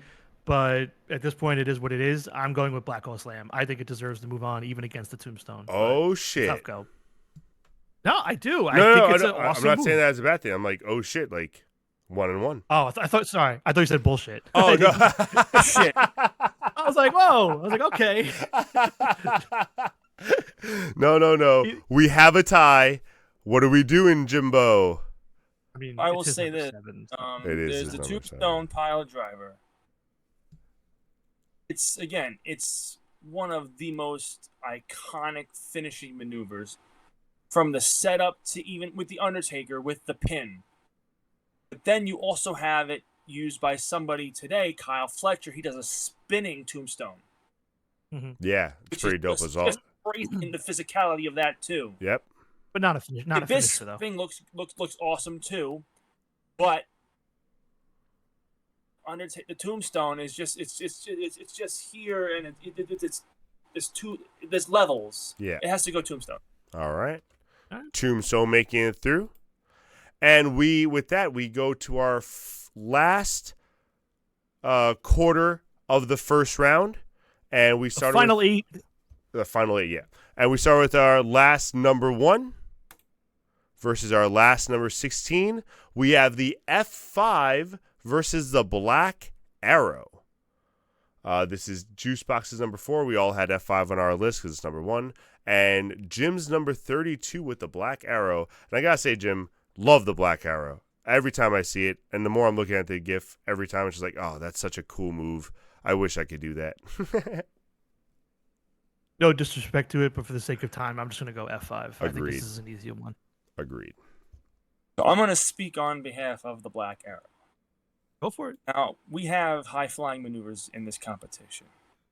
Yes. This one, my brain just can't comprehend how the human body can move like that in the air and still land with such precision. Yeah. The fact that, like, you see when he goes up there, he has to get his mind right. And It's it's a from a mentality. standing jump, too. It's not even a running jump. It's a standing jump. To get that kind of momentum is wild. It's unbelievable. Every time I see it, my mind just goes, "How do you do this and then that at the same time with your body? I don't understand how you can do that. Like I can't. I can't even So what do you're this. saying? So what you're saying is the black arrow for you is like the figure four was for me. No. Your brain, Whereas I'm your brain gets confused. I'm amazed and confused. The figure four didn't So do was much I. for me. This does so much for my mind. It's like I pop every time he does it. Oh, My body was like, Marcus Bork, and again, he's gotten lazy with the F5 as he's gotten older. Oh. oh. Well, it's about the move. not the F5 still person makes doing it through, but I'm saying. that was a very impassioned speech. I enjoyed it. Am I gonna use? Will I screw up this entire competition by using a veto? Let me think. Oh, I thought he said I'm gonna use. Oh, I was like, he used it. Guess what? I'm gonna use it. Screw it. Let's have some fun. Take that, bitch! Wow. All right. So the first Believe it. veto off the board Let's do for it. the major upset, and we always have a number 16 upset and number 1. So why not have it be the last one? The Black Arrow over the F5. Interesting. This is If Bork crazy. sees it, don't kill me. Just a reminder. Next that time this he is about, sees you, Jim. All right. this is about the finishing moves, not the wrestlers. So I know you don't like Brock, but it's about the moves. Just a reminder. Again, Megan Bain does it. Again, she does it fine. I'm just saying the physicality of what Pac does. It just mesmerizes me, and that's something when you watch wrestling. It's something that holy crap! It's something you don't see every day. Wow. It looks special to me. All right. Wow. All right, man. That took me out. Let's go. Last 7 more matches, 2 more vetoes. Here we go. The No, won't go much further after that. But I still had to use a veto that I felt was. I love it. Hey, I'm not upset by it. And again, it's not like you were trolling. You really, with what you said about Black Arrow. That's what I'm saying. With what you said about Black Arrow, I do believe that you believe that. So I don't think that was a wasted veto. Fun. That wasn't a Triple H Sting veto, Matt, you son of a bitch. All right, so we have the Busaki knee versus. Nope. How do you say? Use it in a Come sentence. on, Danny. Try it again. I don't want to. Country of origin. I don't want to. Oh, all right. One more time. Is it the bicycle knee? Nope. Jimmy, you want to educate him for once? Somebody else, not me. Busaiku. There you go. Psycho knee. So it's what Jim said versus the jackhammer. Hey, I picked these. This is my move. I call it the running knee. It's a lot easier. All right. So I love both of these moves. I think both of these moves are cool, but I'm going to stick to why I ranked it higher, which is that the running knee you can kind of hit on anyone. You could hit at really any moment if you want. Jackhammer, as we've seen, you can hit it on everyone. There has been times where, especially as he got older, he did mess up some of them. But I just like Bryan Danielson's move better, so I'm gonna go with the running knee. Jim? I will also take the Busaiku knee. Again, it's the momentum, it's the build up, it's the getting the crowd on your side on the Danielson portion of it. But then it's also how Wheeler Yuta, just being a dick, can just fly into the ring and just hit it and just slide out, and it's effective every time. Yeah. Jackhammer, it's impressive, but there are other moves like that I feel are more impressive than just holding that into a slam. Because again, also suspension of the guy's going to keep his leg straight. He's not going to kick out every time. It's like, yeah, the guy's going to kick you in the face, or you're going to be held up for a few seconds and you're not going to try to get out of it. Yeah. That's just my thought process. Juicy boy. Yeah, I mean, Busaiko's already moving on, but I personally think this is probably the weakest matchup of the first round. I don't really like either move personally, but yeah, I'll go with Busaiku. All right. I had to give some WCW love. We barely have any of their finishers. All right. Okay, Well, did you though? Hey man. All right. Next up, we have Stormbreaker versus End of Days, and I think this is an awesome matchup. I think both these moves are pretty dope, pretty cool. And I'm just kind of curious where you guys are. You guys sticking with your guns, both of you? I assume so with your rankings, but I'm not sure. Yeah, I am. Like end of days was almost on my list, but I didn't throw it on there because even though it was a well protected finish, probably one of the few that was protected in WWE. Um, Eventually they just had it like I think Drew beat him or Madcap Moss or someone beat him for it. Oh Didn't really mean God, much yeah, I forgot about Backup in Moss. Mania. And like Corbin never really, I mean, yeah, he had King of the Ring, but besides that, he didn't really capitalize with the move. Like it wasn't like he was that big of a superstar with it. But the Stormbreaker is one of the newer moves. He started doing it, I believe, shortly after Endgame. That's what he named it after. I mean, after Infinity War, he named it after the Stormbreaker from that movie. And I think it's one of the coolest, like visually speaking moves. How he just gets them up there and kind of does the little flip and twist down with them to Yeah, drop them. So I love Stormbreaker. I like it more than Hidden Blade personally. Um, but yeah, so I'm going with Stormbreaker. Hidden Blade wasn't even on this list, so I think Is not no. that's true. so I also had Stormbreaker on my list. I think it's an awesome looking maneuver. Again, Corbin's I had on the list as well, obviously because it's number 24. Because I felt like even though it wasn't the most impactful, but it was a heel having a protected finisher where you knew it was over. Yeah, That's kind of why I had it. But Um, just I could just be a quick just a quick pause. I just got an ad break. no way. Yeah, 3 minutes. to be So contender. Oh yeah, wow. Okay. I still see it on the screen though. Yeah, I know because you are a subscriber. My bad. I didn't realize I didn't have that screen up. I didn't realize we were doing an ad break. So half an hour, 30 seconds. We'll have the old matchup up just in case the ad started. I don't think it did. I think we were definitely in the new matchup, but I'll have it up. And let me just go to the interstitial scene, and then when the ad's over, we'll.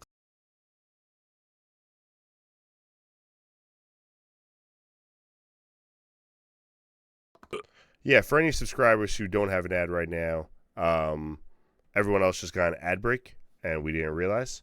So we are in an ad break for another minute and 46 seconds. Please enjoy the soothing sounds of Accept the Wind. Gonna change that song. Wait, we just heard that song. There we go.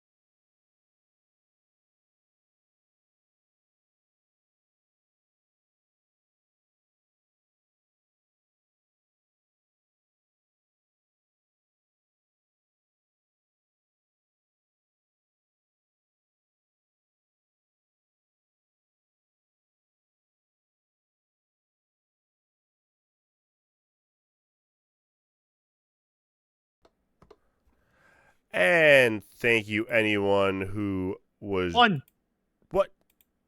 just on an ad. Hold on, I just realized something. Why am I Thank you, everybody. Like I said in chat, for sticking There with we us. We know it's a long one tonight. Our tournaments have been traditionally long, so we kind of Yes. figured this. But next week should go maybe a little quicker because now we've kind of gotten most of the talking out of the way on I these know, but moves. next week's also going to be harder now because we're going to have like the real big moves up against each other. Very true. So be sure to tune in next week to see the remaining matchups. The whole tournament will be Yes. finished next Tuesday night. In case, because we didn't know the commercial was coming up, so in case any of you got a commercial break before we finished this matchup, we did go with the Busaiku, right? I said it right. Knee over the jackhammer. We were talking about our next matchup, which was Stormbreaker versus End of Days, and we were just saying how Stormbreaker is a really new move, whereas End of Days was a very protected move by heel for a very long time. So that's why both of these are up. Juice did vote for Stormbreaker, and we were on Jim's Jim vote before we realized about the ad. And I will also go with Stormbreaker. All right, and that'll be a clean sweep for Stormbreaker. I really do like how that looks. And Baron Corbin's move, as much as I like it, it was protected, still is just a very simple move compared to Stormbreaker. So, all right, moving on. This matchup, I love this matchup, and I don't know. I didn't think this was going to be I forgot about Angel's Wings, kind of, so I didn't think this was going to be a matchup that I was going to be excited for. But we have the Olympic Slam versus Angel's Wings. For those of you that don't know, like I forgot, this is one of Christopher Daniels' early finishers before he started doing the best moonsault ever and stuff like that. And Olympic Slam, obviously, Olympic Slam was Kurt Angle's first finisher as well. So, how are we feeling about this? I mean, this is Team Juicebox versus Team Juicebox. Although the Olympic Slam, I believe, was maybe not on all three of our lists, but at least on two of our lists at number 4. Yeah. So I put Angel's Wings towards the bottom, and I didn't. Again, it was another one of those ones I felt like you guys weren't gonna give it love. So I kind of just put it on there to get its love and attention. But yeah, this is a tough one. So I'm gonna let you guys go and drop in some votes first because I'm not ready. So I'll start off. I forgot about Angel's Wings, and this is why I hate the pedigree, because it should look this good. And it doesn't because they don't hook it and they don't do enough with it and stuff like that. I really like Angel's Wings. Olympic Slam, I always thought was kind of like, it was like a fun move for him, but it wasn't like to me, it never, like, I always liked the ankle lock better. I never thought the Olympic Slam should have been like a finisher that like was devastating impactfully. So I'm going to go with Angel's Wings on this one. I really like Angel's Wings, and I'm going to go with that vote. Okay. So for me, I would have to go Olympic Slam. Kurt Angle did it on everybody. It didn't matter the size. Big Daddy V. Yeah. Big Show. He did it. That's fair too. Angel's Wings, he could probably do it with some other people, but he wouldn't get that air or that impact, I feel. Which, again, that era of TNA, I was not privy to be honest. I go Angle Slam. All right, Juice. Yeah, this is tough. They're both my babies. I really want to go with Angel's Wings, but I love the Olympic Slam because I just think to like the versions of it when he can like run up the top rope and grab them and do it from there. Like I think he did one off like there was like a plank of wood on the top rope once in like a King of the Ring match, and they did maybe it was Shane versus Shane who did it. But yeah, I love both moves. But yeah, it's tough. But I'm going with Olympic Slam. All right. This is probably one of the hardest ones I've had all night. Because they're my babies. All right, that brings us to our last 4 matchups. Here we go. We have the Styles Clash versus Cattle Mutilation. Styles Clash was on 2 of the lists. Cattle Mutilation was just on Juice's. I'll start this off just another juice, man. Another juice matchup. I'll start this off because, like I said, it was supposed to be on my list. I think this is kind of a no-brainer. It probably should have been a number 1. I'm going to go with Styles Clash. So for me,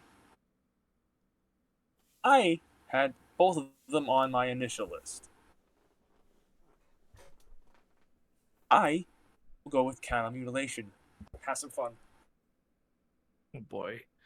Break it hard. You say break his heart, you said? 2 in a row. Whose heart are you breaking, Juice?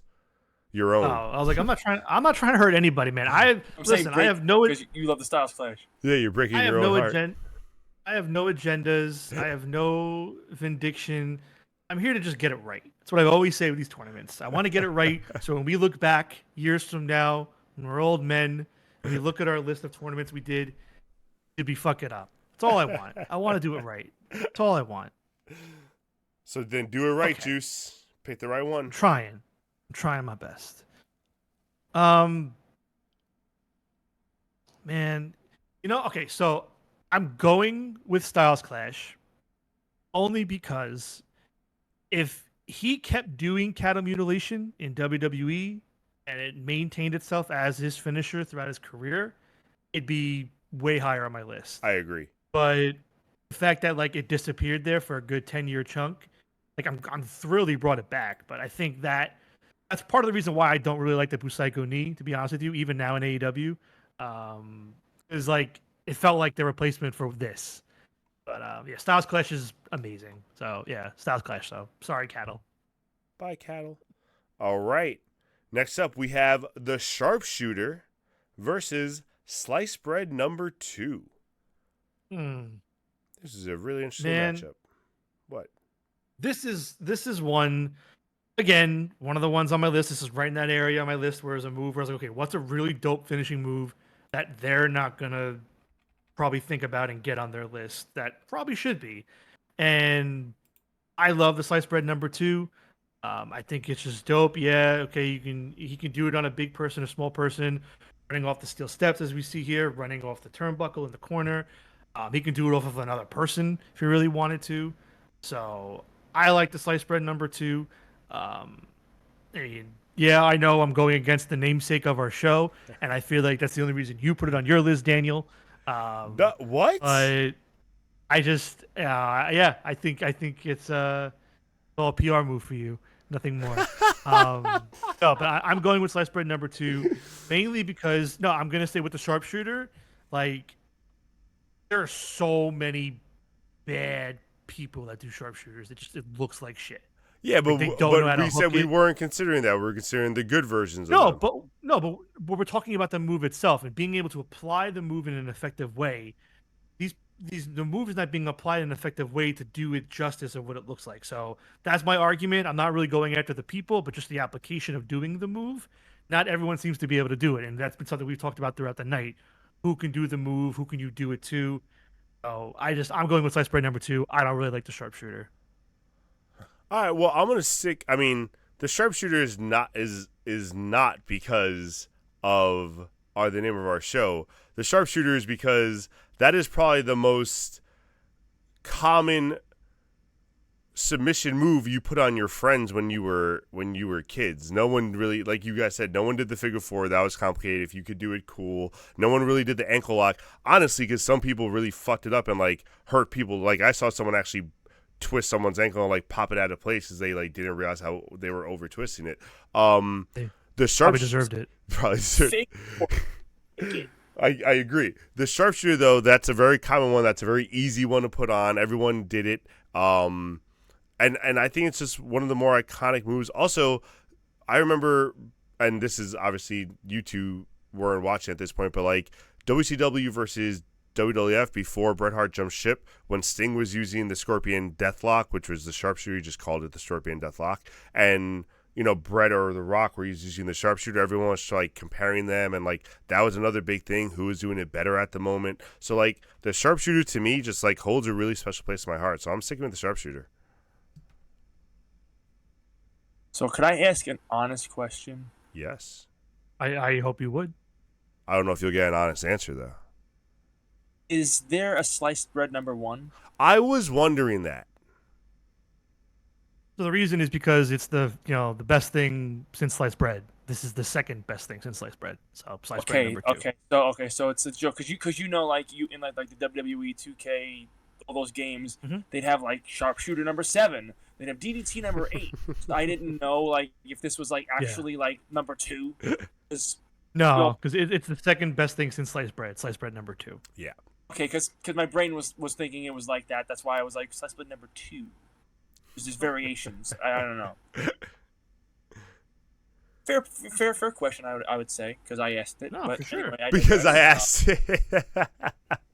If anybody else did, stupid. Yeah, dumb question, but no, Jim, good one. That was a good question, Jim. No, it's totally fair if I had to ask it. So tiebreaker, you got the sharpshooter slice bread number 2. I have to think. If I think finishing maneuvers, I think end of matches, where the move was used to have an ending. I have to go sharpshooter, because again, when you think of a finish, you think of a sharpshooter, you think of that Montreal Screwjob. That's how my brain works. I think of WrestleMania 13. I think of Stone Cold Steve Austin passing out. Oh, right. And also the sliced bread I'm not that familiar with as well, because I had to ask if there was a number 1. Just keep that in mind. Sharpshooter making it through. Juice, are we using our veto? Last 3 matchups? No, listen, this is what happens. I mean, I know I put stuff on here that I think deserves to go farther, but unfortunately I'm dealing with what I'm dealing with in terms of my co-host, and I do my best. Children? Yeah, I try. No veto. Oh my God, I can't let him gain subs thrown at me for no reason. All right, next up, we have the Vader Bomb versus the O-Face, where we have Vader's classic patented jump from the middle turnbuckle and just squash your opponent. And we have Athena's pretty much twisting from the top rope, stunner, which crazy athleticism. I believed, what'd she call it in NXT? Was it like... Right? Something like that? I forgot what she called it. I forget. Yeah, I forget now, but it's the O. Yeah, but it's not called the O-Face. So now called the O-Face, yes. All right. Yes. So this is mine versus Juice's. I'm going to start this one off. I love the Vader Bomb. I think it's cool. I think it's dope. But I 100% forgot about the O-Face, and I think it's one of the dopest finishes I've ever seen in my life. So I'm going to go with the O-Face. Yeah, I'm really glad you see that way. I mean, it's awesome, and it's another one. Like I said, I'm glad this one at least seems like it worked out. Where I was like, this is a move they're gonna forget. I'm putting it on my list. Hey man, I never said I didn't like sliced bread. I think it's a dope move and stuff like that. But I think sharpshooter is it's a sharpshooter. It's iconic. I know. I'm just saying this is around the range. All my like kind of low teens, high 20s, where all the moves I was like, vertebreaker, soul food. I was like, these are dope moves that they're just not going to think of. And O-Face. Yeah. So there you go. O-Face is my vote as well. I vote O-Face as well because I would never want Vader to do that to me, and that's just so scary. That big of a man. Yeah. Jack Swagger also did it. It wasn't as bad because Jack Swagger is about 100 pounds less than that. He never had any impact on it. It was always like. Well, he did the running one, so he got more impact somehow. I don't know how running into a turnbuckle to stop your momentum to go up and down made it more vicious, but apparently it did. All right. I guess it makes you jump higher. I guess. Yes, that's fair. And that brings us to the last matchup of round 1. Our last number 2 seed versus our last number 15 seed. Ladies and gentlemen, boys and girls, children of all ages, we made it. And here we go. We have the One-Winged Angel versus the EVP, or if you saw them before that, the BTE trigger. I lied, Jimmy. Oh, why do you lie? It's Team Jim versus Team Jim again. This is this is just, reality and art mimicking each other, because just like in real life where we have Kenny Omega versus the Young Bucks, in our tournament we have Kenny Omega versus the Young Bucks, guys. Shadowing. Insane in the membrane. All right, so Team Jim, you're going to take a seat while me and Juice do our first votes to see if you're a tiebreaker. Juice, where would you like to start? Yeah, this is easy. One-Winged Angel. Easy. Bro, EVP trigger, you get 2 knees to the face. Look at that. Bam! And then you're dead. Like, you can squash a skull with that, bro. Not even thinking. But you're right. One Winged Jimmy. Angel definitely should make it through. So One Winged Angel is what I vote for as well. Yep, I was about to warn. I was about to. One Winged Angel as well. I was about to warn Jimmy not to fall for Danny's trolling because he was setting you up. But he picked right. I just heard you say Jimmy. I was like, hold on, I didn't do my vote yet. Well, I was jumping the gun because I listen. I know how final matchups in our tournaments have gone in the past. That is and fair. The last thing I want to do is lose half our viewership because somebody picks a freaking wrong thing. That is fair. Well, I stand by in my Nigel. defense, you were one of the final matchup snafus, if you would, with our male tournament of the year. I believe Matt was, not me. No, that was you. I believe friend of the No, it wasn't. podcast. Hold on. No, it was not. No, I know. meant my You pick for legitimately Nigel. like Nigel, yada yada. We all know Ray should have been there ahead of Nigel, even Matt though you like picked Nigel Ray because he better. does- Matt didn't like Dom, so he didn't Which like was Ray. hilarious. Matt That was picked the Nigel. funniest reason. That's on Salvato. Funniest reason. Well, for someone who wants to get it right. Or anyway. And then we know what happened in the tag team tournament where Freebird's wonderful partner made us choose, I believe, we got rid of Edge and Christian for the Briscoes thing. That's right. That's right. Yeah. But again, that's not on us. She subscribed and vetoed. We can't challenge that. What are we gonna do? And then No one did tonight, anything wrong there. there was a veto of epic proportions, just to remind our audience, where the F5 was taken out. Let me see if I can find it over here. Where was it? Was that the third matchup? So that's going to be back a little more. So the F5 was taken out. Oh, man, I can't find it. The 1 in 16. There it is. No, you went too far. I went too far. It's the last 1 versus 16. Oh, it's the last 1 versus 16? My bad. Right here, where we had the Black Arrow defeating the F5 from a veto from Jim. I'm going to put a little star on that so we remember that it was a veto that put him through. Rookie mistake. Rookie mistake. That leaves us next week. We'll be back. Let me double check the schedule. I believe we're good for Tuesday. Yes. Next week, we are back to our regularly scheduled time on Tuesday. I think we should still aim for 7, though, because our tournaments usually go a little while. So I agree. We're going to aim for 7 o'clock next Tuesday for rounds 2 and beyond. Just a reminder for those of you at home, you can still have a veto for round 2 only, not Jim, because Jim used his veto as you see on the screen, to put the Black Arrow past the F5. But myself and Juice still have a veto. And any of you at home that haven't subscribed to us, save it for next Tuesday. And if you subscribe live on the show, you can use a veto at any point in that round 2 that night. Once we get past round 2, though, there will be no more vetoes for the sanctity of the tournament. And you also can't veto a veto. And you can't veto a veto. All right. Thank you all for sticking with us for this long. Jim, thank you very much, sir, for joining us tonight. We will see you next week. We'll see you all next week for the end of our greatest finishing move of all time. Peace out, everybody. We'll also see you guys on Thursday to talk wrestling. Oh, we don't talk about that right now. Thursday. What? Bye. 7 o'clock. No, 8 o'clock.